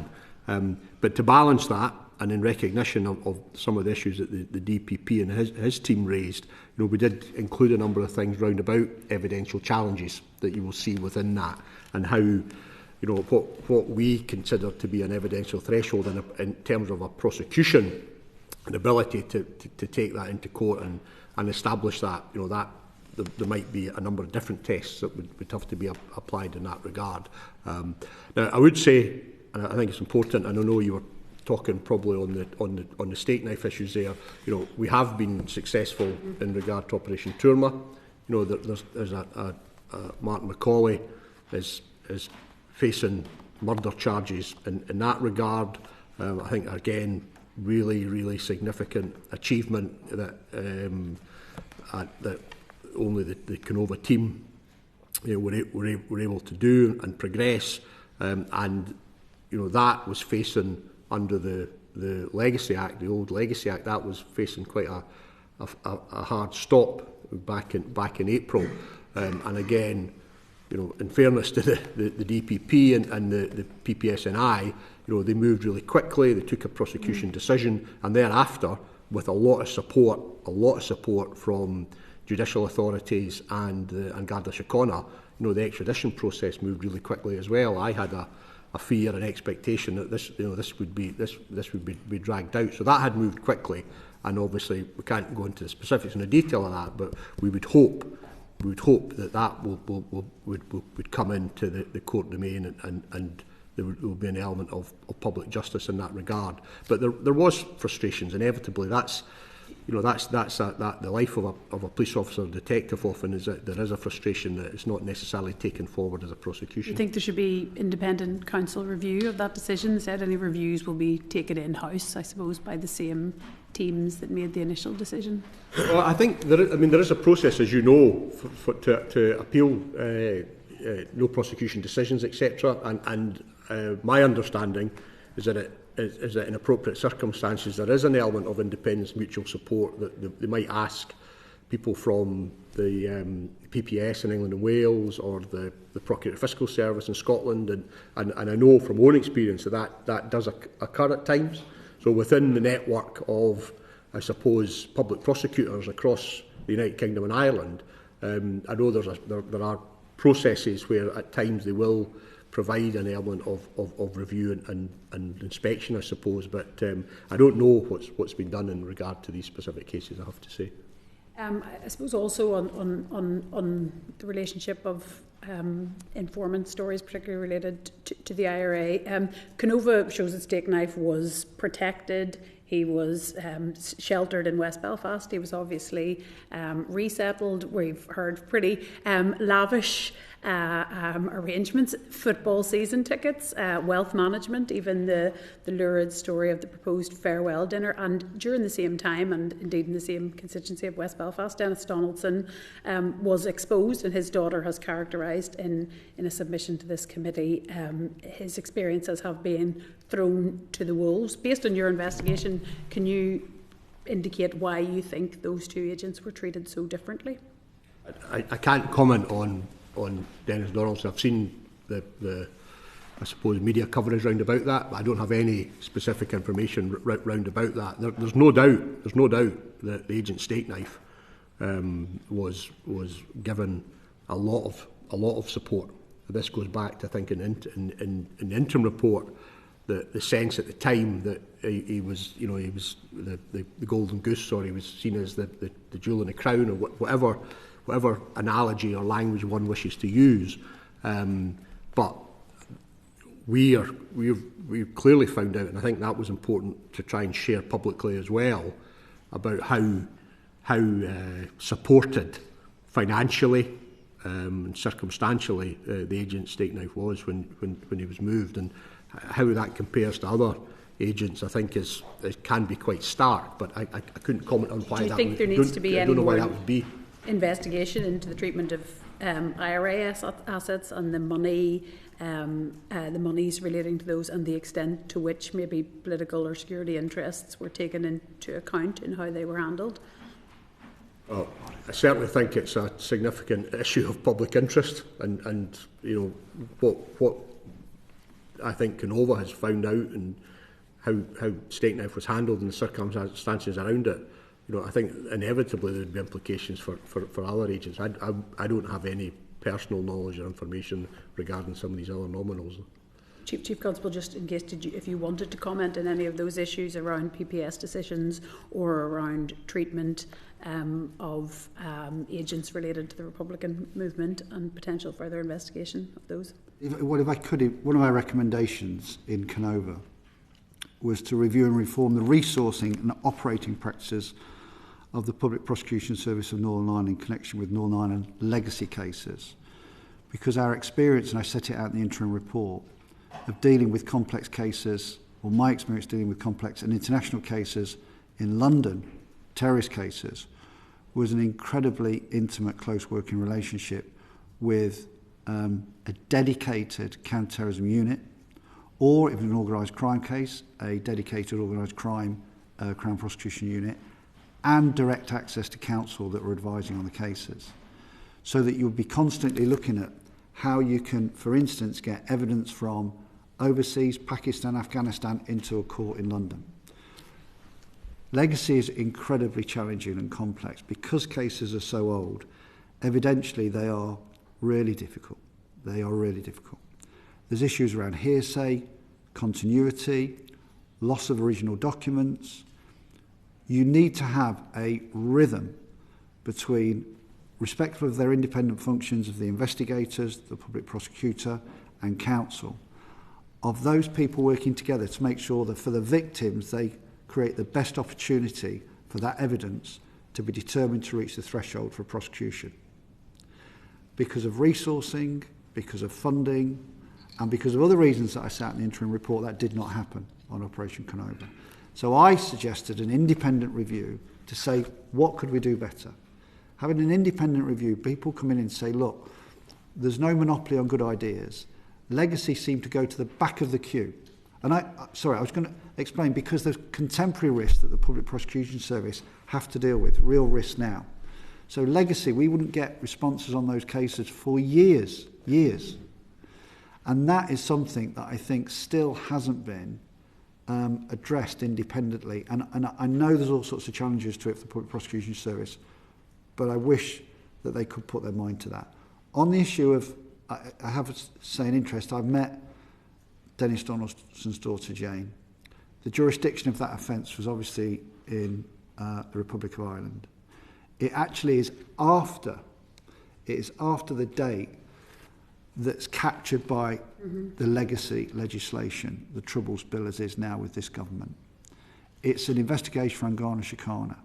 I think it highlights the importance of a joined-up approach around legacy between the two governments. It also highlights, I think, and I have examples of this where I've written to the Secretary of State on this, there's another challenge to the current legislation where offending has occurred during the window to 1998 that's captured by the Troubles Bill. Those same perpetrators have continued offending. So, for instance, in the PSNI, we are looking at post the 1998 date Troubles-related cases to 2004. We've got 126 murders that are Troubles-related.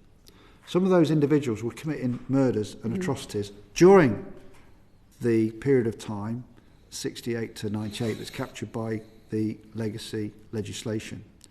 You can't have two separate investigations. So there should be a single truth. And I think in the Angana Chicana case, I think Jane is due to meet the Commissioner, or certainly is asked to. But she deserves a fulsome investigation. And we, because to understand how somebody died, you need to understand how they lived. And we should be compliant with any information that Angana Chicana want about the death of her father. Should we be considering that a Troubles case and therefore allowing it to have any Article 2 and Article 3 compliant investigation from the new body? So I don't know enough about the information, this isn't me fudging it, but it feels to me that it would have to be considered at least as to whether this is a Troubles-related case. So I would say yes, a determination would need to be made on that, on the circumstances. But there is something that the Secretary of State and the new legislation I think needs to be alive to, and the Irish government, about making sure that where there's this continuum of offending either by groups or individuals that go beyond the 1998 date, we don't have, because I recently got some legal advice, ridiculous situation where we have to set up a separate independent investigation that couldn't be the PSNI because we'd be conflicted. It'd have to be something like a Kenova, and we don't have the money for that.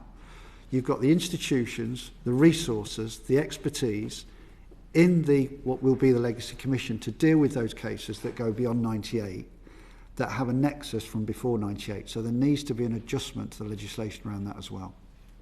I'm going to come back on some other issues, but I know Thank you, Socialist Wood. Thank you, Chair. I suppose just to kind of build slightly on what Claire has actually brought out there is that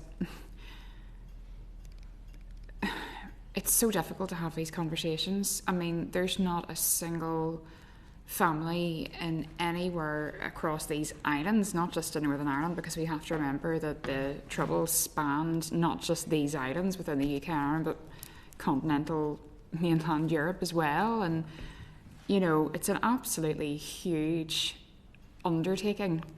And what I've taken from this session so far today is that actually, and we had a brief discussion about amendments to the Troubles Bill just prior, it really does feel that there is an awful lot still to go in terms of how we actually still learn from Kenova and actually the wider societal conversations. And Kenova has garnered a reputation and probably one I share as well for being very good with families. And I think that's a positive thing. Obviously there was some criticism maybe is a strong word, but criticism, to use that for want of a better word, about the results, findings, final report, whatever you want to call it. Were there any families that didn't engage with yourselves throughout the course of that, and Terma as well, I suppose? Were there any families that walked away, weren't happy, and just didn't want to get involved? So I have to say, I can't think of any. What I will say, in advance of Christmas, I emailed all of the families, which I do every year, and try to contact them on anniversaries and stuff, and often I fail, but I try. The responses I got from those families, and that's families from Kenova, that's families from Denton, it's families from Terma, it's families from police officers, wider police officers, because there's lots of overlaps here, military families, were, for all the criticism that you get, and you get a lot of criticism, for the team it makes it all worthwhile, because we've changed their lives with regards to the engagement, listening to them, acknowledging what they've been through, and where we can, telling them what we found, even where, and it's been discussed in this session, that wasn't what they expected to hear and didn't want to hear. But it's how you deliver that. Mm-hmm. And I can't think of a single family, and we met such challenging families, and I think we had every possible sort of type of challenge that you could have in a Troubles-related case. I can't think of one family that's gone rogue and in the media and said this is a disgrace and a waste of money or whatever. Not at all. Commentators have done that, and you'll get that. Some people don't believe we should have any legislation for the Troubles. Draw a line under it. The Malone Group. Don't do anything now. Stop it. And you have to listen to all those views, in my opinion. But I can't think of one family. I'll probably get lots of messages now to suggest there are, but I can't think of any.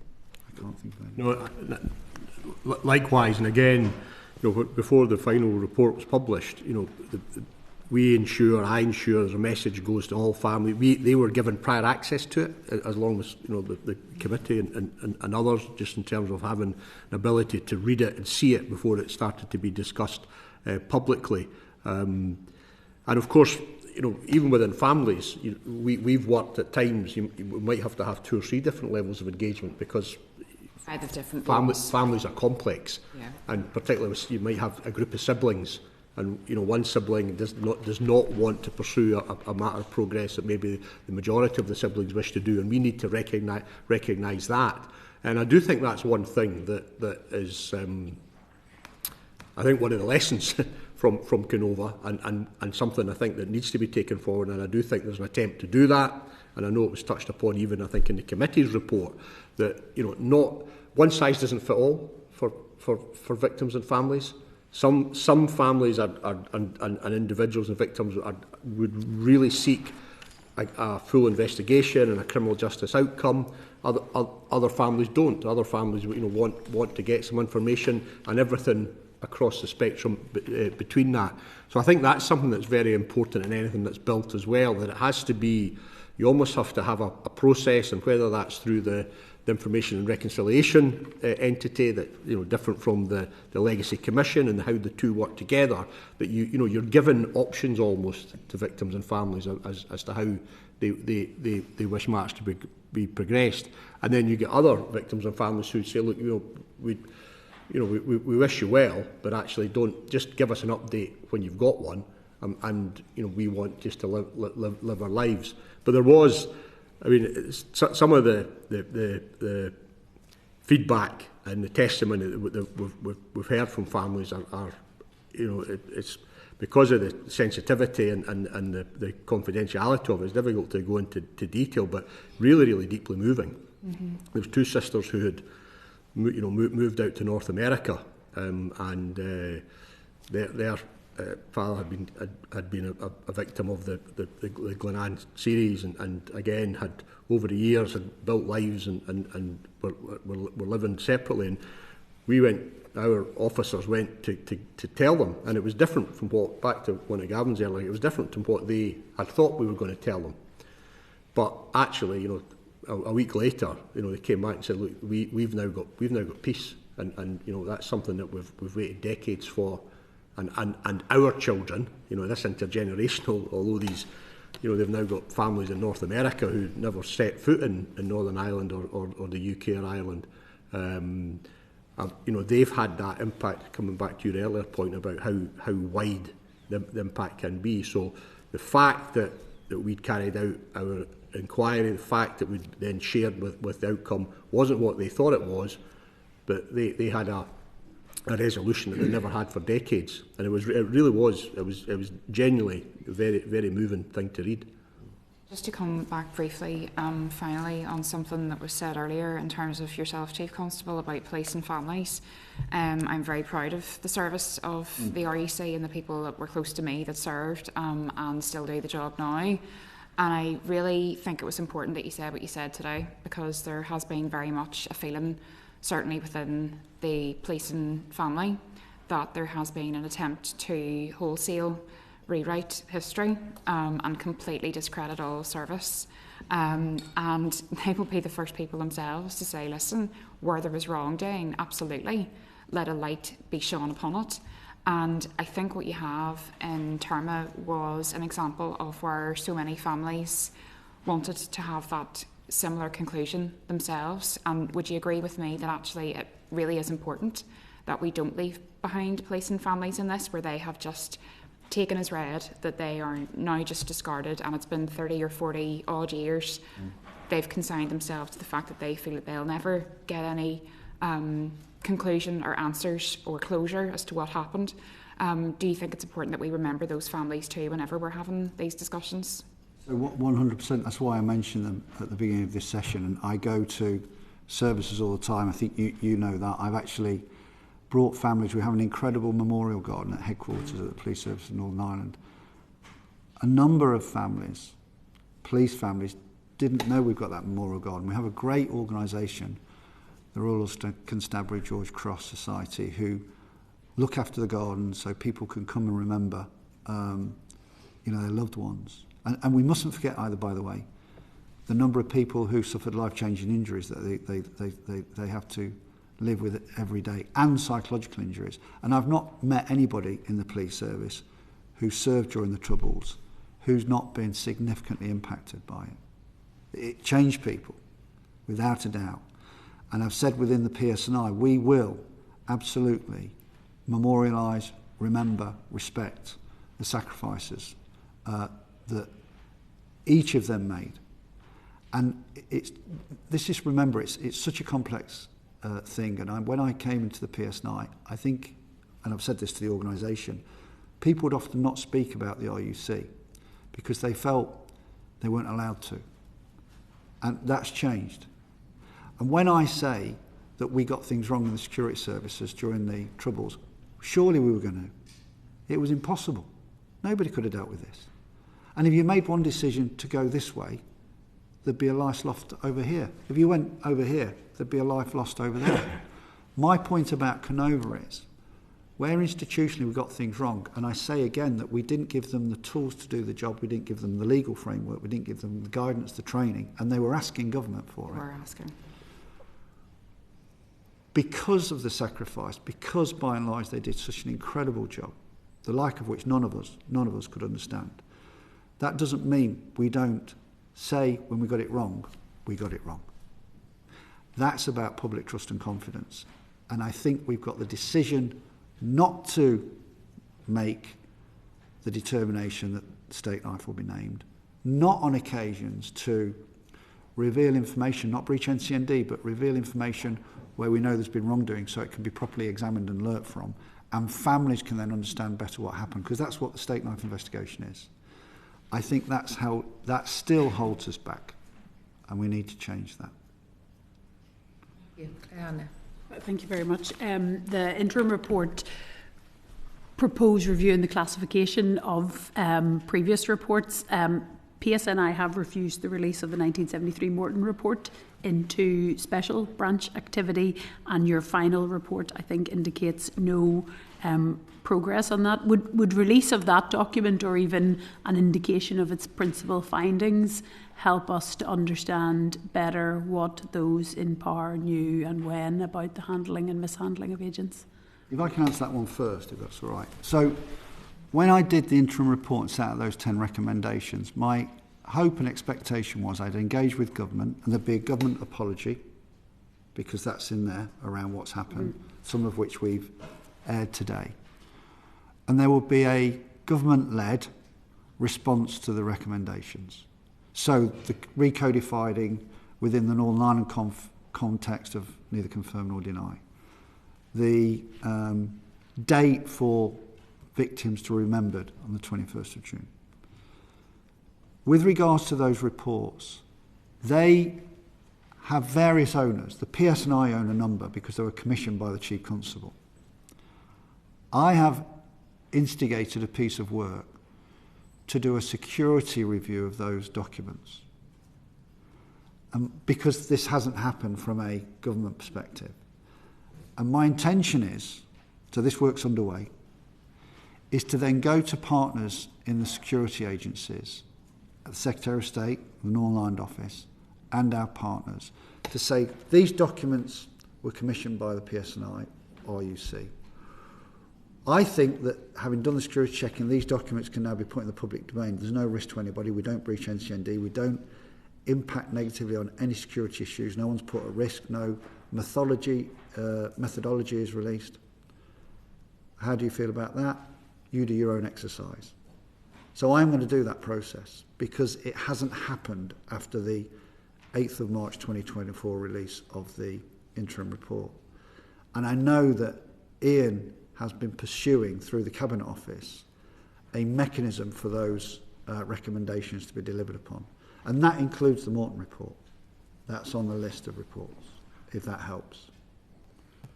Yeah. Again, that recommendation has, I think I'd say in the update on the final report, is that it hasn't made the progress that we would have wished. Because of, John outlined, the multiple interest, multiple input into a number of reports, but ultimately there will be one sort of designated owner.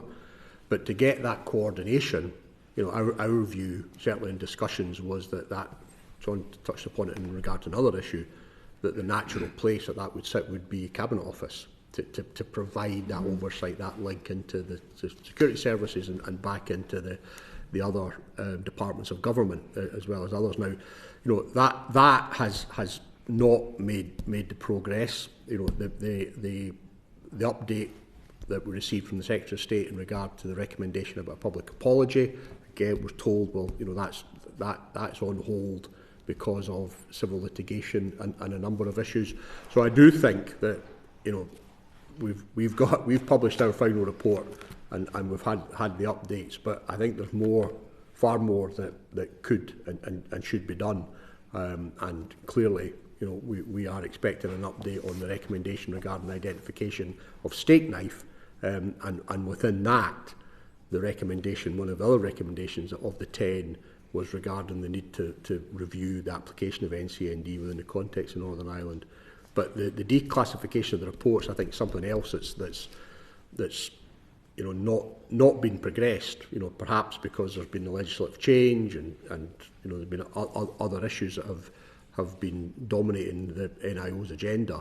But those recommendations stand, and to my eyes, they still haven't been fully addressed. Again, John mentioned the state apology as well. Thank you. Okay, thanks. Robin Swan. Here. Welcome, Robin Swan. Thank you very much. Iain, just following on to that in regards to those 10 recommendations that were in the interim report, where are they sitting at the minute and where do you see the urgency in moving them forward? Because the concern that I would have, Kenova was commissioned by the Chief Constable of the PSNI, so at times there's a concern with me that maybe Cabinet Office government, because of the commissioning source, doesn't take the recommendations with the clout or the seriousness that they actually do come with in regards to the work that has been done. So could you just give me a feel of in regards to those 10 recommendations, where they actually sit in regards of urgency and also delivery? Again, thanks for the question, because it is a concern of mine that ultimately, with the Troubles Bill ongoing, the Legacy Commission, the fact that Kenova has to come to an end, that there is no there is no ongoing monitoring group that I can say, here's 10 recommendations, you've now got them, perhaps other than this committee. I mean, that's one thing. I know the committee, the activism and the knowledge around here will keep that level of interest, pressure, whatever one wants to call it, on government and other agencies. But it'll be. It's not now. Although the final report, I've still got a number of issues to resolve. Not least of all, to get that update from the Secretary of State on the specific issue that he wished to defer until the Thompson judgment on the naming of steak knife. But the other recommendations, you'll see that a number of them have been, you could say, have been discharged. There is a structure, a framework. We've now got the Troubles Bill is there, with RIPA and other provisions that exist there, and then there's a number of other issues that have simply been unaddressed. And I think, other than me asking again through the NIO for updates on that, I would ask again. I don't have anything in my own mind, Robin, other than probably the authority of this committee to keep those recommendations under review. John, can I ask then, as current Chief Constable, then, where's your concern in regards for a piece of work that has been done, recommendations sitting there, but really, I think as Serena said, no ownership or no accountability with them once the final piece of work's done? To be honest, this was always going to be a challenge. So when I did that research, speaking to people who'd done previous legacy work, and John Stevens said, you need to get an agreement, you get a report out, John. Because my biggest challenge, and you'll know Stevens' reports have still not been fully published, they were written with the intention of being published by John, who we both speak to very regularly because of his experience in this area. All I can say is, I will, whilst I'm Chief Constable, at the end of Kenova, each of those recommendations are not going to disappear from my mindset. I will be lobbying to do what I think is right, properly, with the auspices of corporate agreement, and that I'm not going to go off rogue. But I think, and I've read all of these reports, all of them, there are so many. I think I list a number of reports in the interim Kenova report. All of those I've read. Some of them are very voluminous. And by and large, the conclusions, the summaries, the executive summaries don't touch on any specifics that I think attract national security concerns. But I would want colleagues in other agencies to agree that. And I think it goes to the point, and Claire acknowledged it, of again trying to change the atmosphere towards the establishment with all communities, that would be quite an iconic moment to release a number of reports. I think a lot of people would be quite disappointed because although they clearly say things were we got things wrong, they're also quite positive about stuff that was done. They're not as dramatic as people think. They're actually very sensible reports. And some of them, I don't understand why we've kept them locked behind this wall of secrecy. So for me, at least, I think I can advance that one. And the government apology one, I think that one, if the naming of steak knife was undertaken, I would see that as connected quite strongly to saying, look, institutionally, because members of security forces were asking for help, they're asking for a legal framework, I would see them as connected because the government's been silent on that, the previous government and this government. And I know they say it's because there's ongoing legal activity, and I said it at the launch of the Kenova report. I've never seen such a litigious society as Northern Ireland.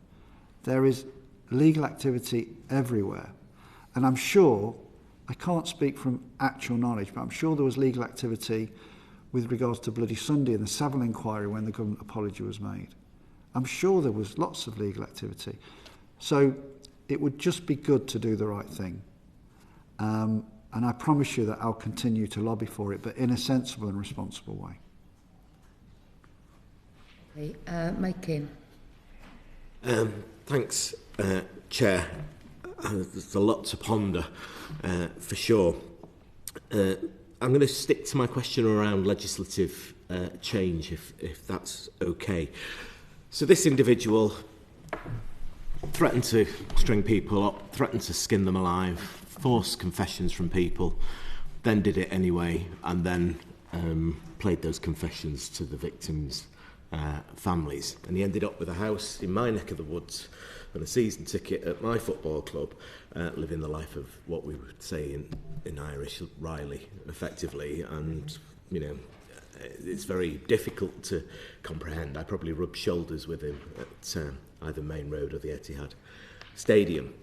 But that's quite painful this week for Mancunians, because you alluded to it, Chief, in the fact that the government yesterday pulled legislation on the Hillsborough law for the duty of candour, because MI5 do not want to have the duty of candour, which would be truthful, transparent and proactive. So they're coming back to it, rightly. I'm not criticising government or MI5 in this.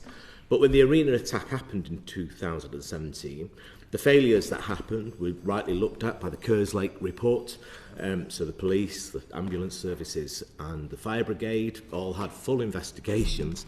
But those families, as in item 5 of the Kenova report, feel that MI5 gave false, misleading information was passed to families. That's how they feel. And we can't get away from that. You've alluded to the way you've worked with families. We also know that MI5 gave American intelligence services the name of Salman Abedi before JMP wanted to release it.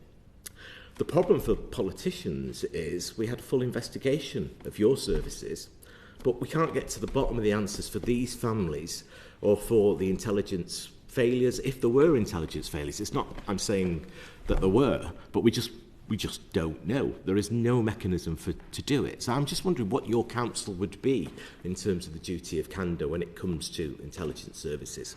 What would you counsel the government to do? Well, firstly, because you mentioned, if you like, stepping aside from NCND, in the interim report, we give a number of examples of where that has happened, where, because it suited the government to do it, we have done it.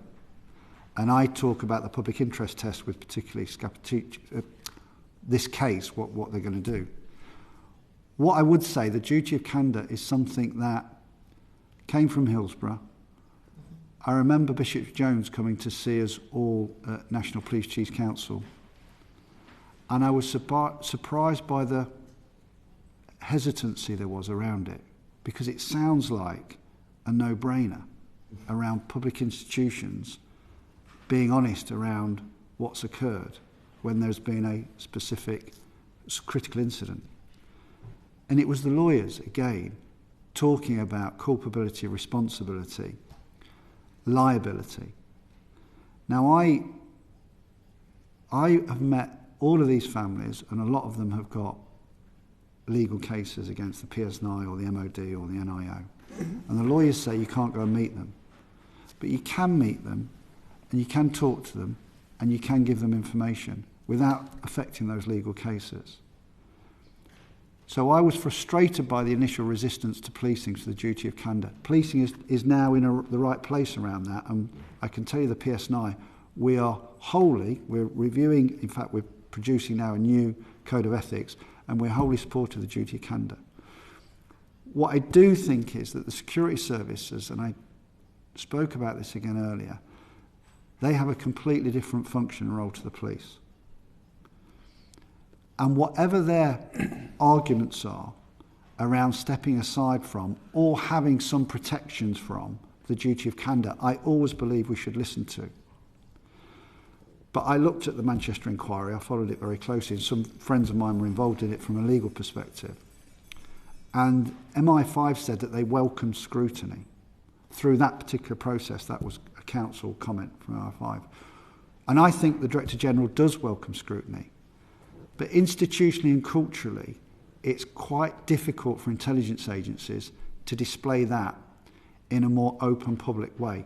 But we need, I think, to achieve that in ways that we currently do with the intelligence agencies.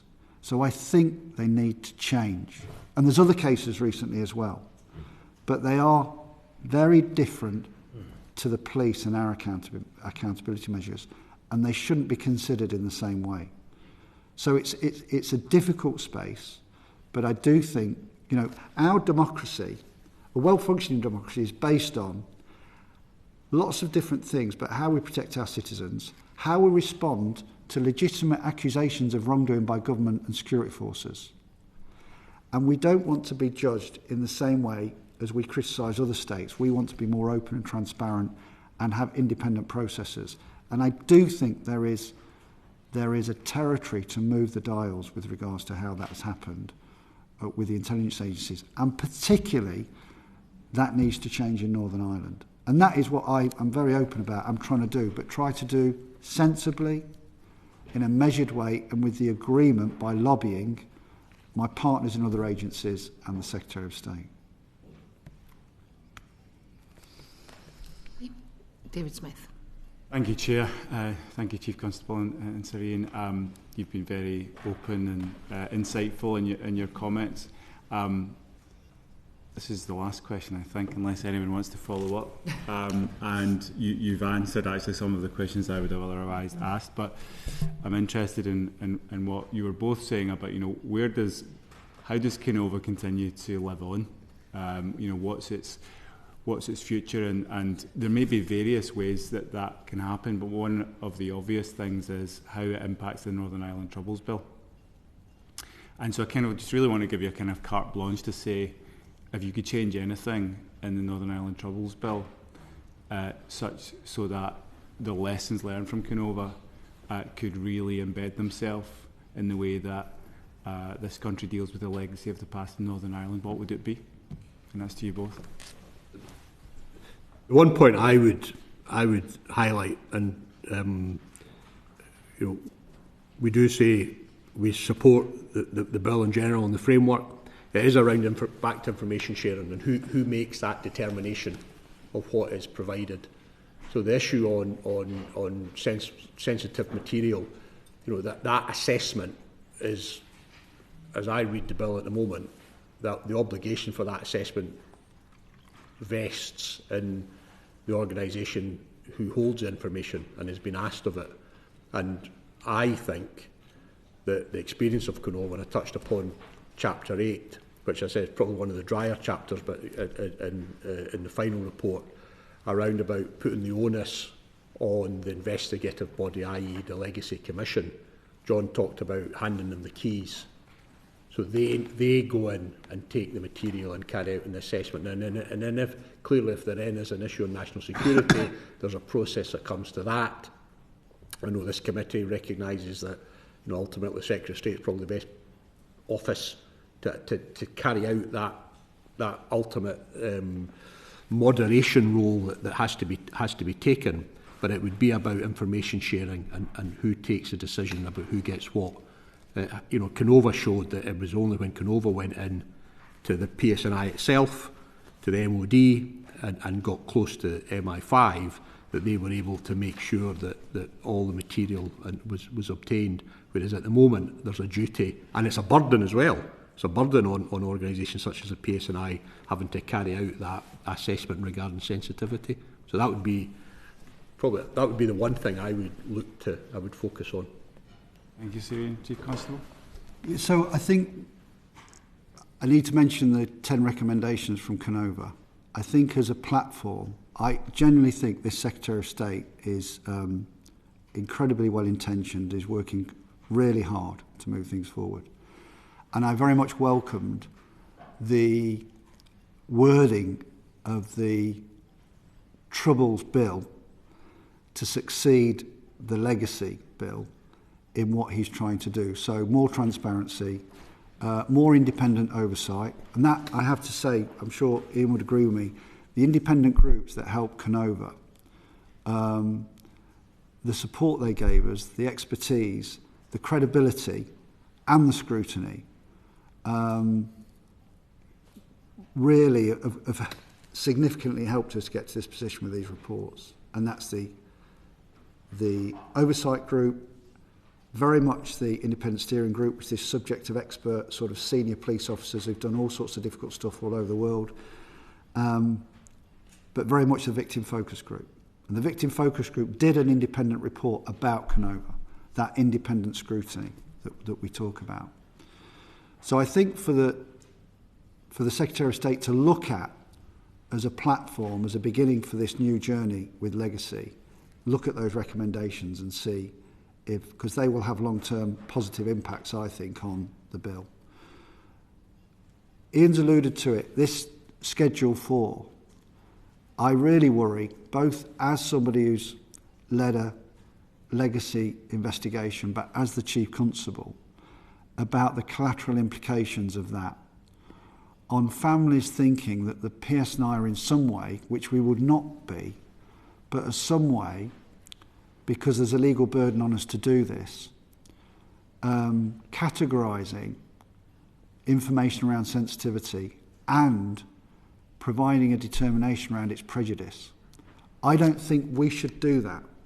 I don't see any, from an investigative perspective, any grounds for it. I don't see any grounds for it from a national security perspective. And certainly with regards to trust and confidence of communities, some of whom do not trust the PSNI because of some of the cases we've talked about today, it will add to their concern around this process going forward. And he's well-intentioned, so I hope he sees that there is a need to reset that. It will also cost the PSNI significant resource. And when the Pattern Commission occurred, which created the PSNI almost 25 years ago, the structures, the accountability, the makeup of the organisation with regards to recruitment, the oversight with regards to the policing board, all put in place. Nothing was put in place around legacy. I don't think Lord Patten would have had any expectation that 25 years later we'd be having these conversations. And it was probably too difficult to deal with at the time. But we are desperately short on resources. And by being associated with doing this work, it's a double whammy against the organisation. It's costing us £24 million a year to just manage at the moment. This will increase the volume of our work significantly. And we have no money in the executive to provide the PSNI to do that. So there will be delays. There will be mistakes. And it will reinforce the narrative that the police are not to be trusted when actually we're doing our best. So that particular issue has quite significant consequences, and if we could just change that and provide funding for what we do need to do, because that's never been considered. And I get sent by the Secretary of State to the Executive and by the Executive to the Secretary of State, because they'll say this is Westminster related, and Westminster will say we give a significant grant to the Executive, it's for them to pay for this. So I'm cut between the two. But it's so serious, it's so important for the PSNI and Society Northern Ireland, we need to resolve that as well around the funding for the PSNI, around legacy issues. The outstanding legacy issues we've got, I talked about 197 cases. 71 of those were during the Troubles period, but they're not Troubles related, that we're examining, reviewing, investigating. The others are 98 to 2004, as I talked about. That is a significant commitment that we're not funded for. We think that's £60 million, okay? But because of civil litigation, because of compensation, we think that that could go towards £1 billion over the next 10 years. It's £1 billion we haven't got. So unless we come up with some framework to deal with that, the PSNI will still have this anchor holding us back from moving forward. So let's focus on the Legacy Commission and what we can do to get the structures right. But there's wider implications, and colleagues in the PPS would say, think about us. The Department of Justice would say, think about us more widely. So it's a wider conversation than just getting the legal framework right for the Commission as well. Thank you. Thank you both. I just need to bring in Saoirse Eastwood and then we'll wrap it up. Thank you so much, Chair. I'm really glad that you raised that, Chief Constable, because whenever I spoke to this on the floor just before Christmas, one of my major concerns was that, say we do get something that parties broadly are prepared to accept in terms of the Troubles Bill. My biggest fear would then be that actually we have hamstrung the PSNI from the off because we know rightly that there isn't the funds there to do it, and you're in the dock yet again. And as you're quite right to say, there's the double whammy. There's one, the community reputation piece around legacy and how that is damaging relations still to this day, and second of all, the fact that we have then gone out publicly as the House and said we've agreed this, but actually there's no money for you to do it, and yet again you're in a situation where you're struggling to make discovery requests, you're struggling to make council requests and whatever else. I do think that there is a very clear argument to say to Westminster, actually you do need to adequately resource this. I've tabled a number of amendments and it's difficult to try and get things drawn in terms of resource, but would you agree that there is very much a case to be made to say that Westminster do need to ensure that if we're going to legislate on this, that we make sure it's adequately resourced? These cases were during direct rule. There is an obvious, sensible argument that this, in the same way that the government are funding the ICRIR and the Legacy Commission, which has already spent, I think, from a response from the Secretary of State to this committee, was 50 million in September, of 250 million. It's really difficult, the resourcing of this and the construction of this. But don't leave us out on our own, because it'll fail. It'll be a single point of failure, not because of the willingness. I think you will see that my organisation is determined to get this right, but we can't if we haven't got the resources to do it. Or you put additional legal burdens on us, which Iain described around Schedule 4. I thank you for your work in Kenova and your time today, because it's been quite a big session, so I'll call it to an end.